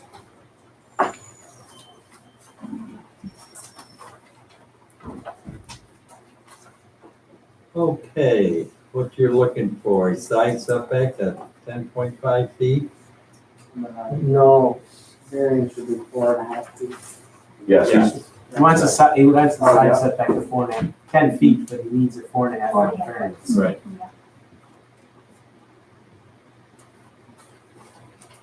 This is just a stick-built garage or addition? And it's gonna go right on your house? Yeah, yep, connected garage. Connected, okay, all right. Yeah, that's kind of the issue. I can't move the house over, so. So you're making this one car garage into a car and a half, 2 car garage. basically, that's what he's trying to do, yes. I mean, you can't move the house like that. I can't move the house and I can't put it in there now, so. So it actually will blend right in with the home, you'll be part of Yep, it. yep. Okay. Okay. We can schedule a public hearing. I'll make a motion that we schedule a public hearing for July 20th after 7:30 for Joshua Boyd, 3869 Roosevelt Highway, seeking to erect a garage 10.5 feet from the side lot line where the code requires 15-foot setback. Second. Motion made by Carl Roth, second by Rocky Alco to schedule a public hearing for Joshua Vogt, 3869 Roosevelt Highway for July 20th after 7:30. Clerk, please poll the vote. Norman Vaz. Aye. Rocky Ellsworth. Aye. Ed Hay. Aye. Jerry Hoffman. Aye. Carl Roth. Okay, have your money in prior to July 7th. Okay. Okay? And we'll be there the Saturday before, just to look to see. Could you stake it out for us? Yep, okay. Flag and it's on it. I'll probably, it's actually the last half there, I'll probably, yeah, I could just. You could paint, crayon, Yeah, I'll draw it Don't there. have to, yeah. whatever works. Just Okay. an idea. Okay? Yep. Any questions? No. There again, Thank thank you. you for being patient. Yes, Thank you. so much. Thank you, have a good night. You too. And here's the one that came from the farthest away. There he is, still here and awake. That's right. Good go. Okay, Joe, come on. Yep. Sit here. Come on. So my name is Joe Hens. I'm with Ingalls and Associates. We're representing the applicant Helios Energy. We're proposing a 9 megawatt AC solar farm at 980 Redmond Road. To build this solar farm, we need to construct a 7-foot tall fence to bring us in line with National Electric Code standards. That's the minimum that they have. Town code is 6 feet, so we're seeking a variance of 1 foot to the town code so we can build a fence. The entire property will be fenced? Nope, just the array. Just the So okay. yeah, this is a little bit easier to visualize. We put together renderings for the planning board, but this gives you a better idea of where the array will be and where the fence is located. And I also took the views from the most sensitive viewpoint along Redmond Road. And if you can look on there, you can't really see where the fence is. It's so far away from the road Right, itself. yeah. So it's not going to have really any negative visual impact. So, it should be pretty minor on the variance. Okay, we can schedule a public hearing. Make a motion to schedule a public hearing for Helios Energy and Eugene Dollar for property at 980 Redmond Road. They're gonna they would like to, 1 foot variance to install a 7-foot fence around the solar facility proposed. Their town code 520-29B, 1 foot variance. Second. Motion made by Eddie Hayes, second by Carl Roth to schedule a public hearing for Helios Energy, Eugene Dollar, 980 Redmond Road for 1 foot variance for a fence surrounding their project for after July 20th. Would please hold the vote. Norman Vaz. Aye. Rocky Ellsworth. Aye. Ed Hay. Aye. Jerry Hoffman. Carl Roth. Okay, Harry, All right, thank you. We'll see you next month. Okay, for, July seventh, $75. $75 coming out the county. Yep. Got it. All right, thank you. Have a nice night, everyone. Hey, drive safely. Yeah, we'll see. I've got family in Syracuse, so if I'm tired, I'm just gonna stop. I think you should stop there instead of going to Albany. Well, I like going home, though. I like my bed, so we'll see what happens. Yeah. Is the bathroom locked too? No, it's not, right ahead, Okay, thank you. to the right and then to the left. Wow. Well, I'm glad we got that cleared up with the patio, because they're staying in a patio, it would not know. Where there's a will, there's always a way. So it's, that's why I wanted to put it that way, so let's see how it comes around. Good. Oh, boy. Okay, discussion. Anything from legal department? No, we're all good to go. Good to go. Yeah. I have absolutely nothing except, you don't know how it breaks my heart to see that go on, because that's where I cycle corn all day today. I'll tell you, it really, it's sad for me because it's such a beautiful farm. And we have so much crap land that you can build umpteen. I'm not done fighting yet, don't worry, I'm an old German, I don't give up very easy. Well, this other one That's that stereotype. would require a 7-foot high fence that we've not heard anything about. The one that's already under construction. We probably dropped the ball on that, they never came to us for that, and we, Because I mean, he's saying it's part of the regulation. It's part of national electrical. Yeah. yeah, So so we I, probably, I've before already- they get, I contacted them. So we're in the works of getting them in here. I'm thinking we got it for this one, but we didn't get it the first. Right. It's all planted to soybeans now. I'm serious, it is. All around it, it's all planted to soybeans. I'm trying, they didn't, Cheryl, Yeah. at the one by the farm where I work, the fence didn't go up until after the solar farm was producing electricity. I think it's one of the last things they do. We put the fence up, then the berm, and then the trees. They're gonna put a berm and also trees. Yeah, and all that went up after. Yeah, so I'm gonna get them in here. They've been notified. Okay, anything from our code enforcement You know what? officer? Yes, I'm gonna say, so last month, we did 54 permits. And I had 408 phone calls into the office. And it hasn't stopped. People were very patient. There were a few people that have to come see me, you know, but, yeah, everything's going well. Tomorrow we open, so doors will be open, people can come in. I hope that people still call and make appointments, that would be great. But we're gonna be open for business, finally. Okay, good. Anything, Jennifer? Yeah, just a couple things.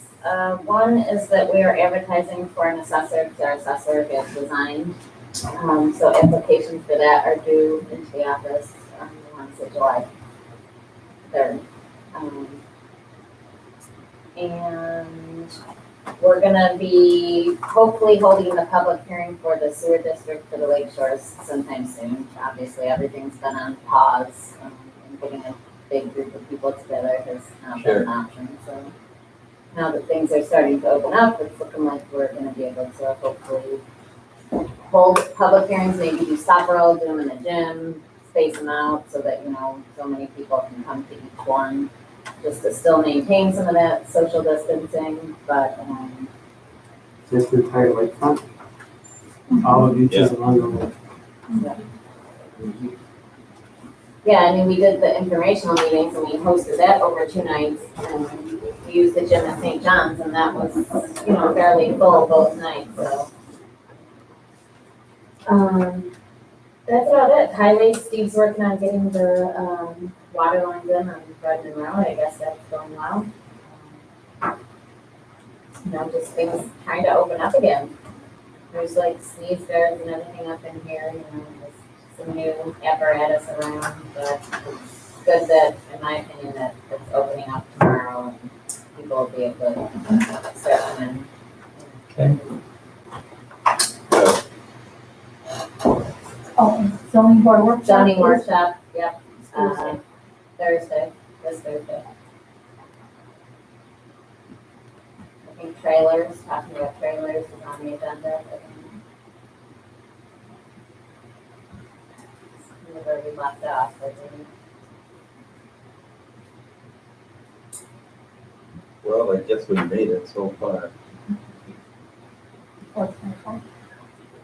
Yeah, it's only 10 to 10. Gee whiz. All right, no further. Second. We adjourn. Aye. Aye. Okay, thank you, everybody. Thank you for being patient. Everyone did well, everyone was patient. You know, Maureen, one of my friends asked me about you who's that? as a reference, and then another friend sent to you. So, Okay. well, Heidi That's Ball, other solar farm. Oh, Heidi Ball, yeah, okay. sent Rich DeMeyer. Oh, okay. So Rich DeMeyer asked me if you were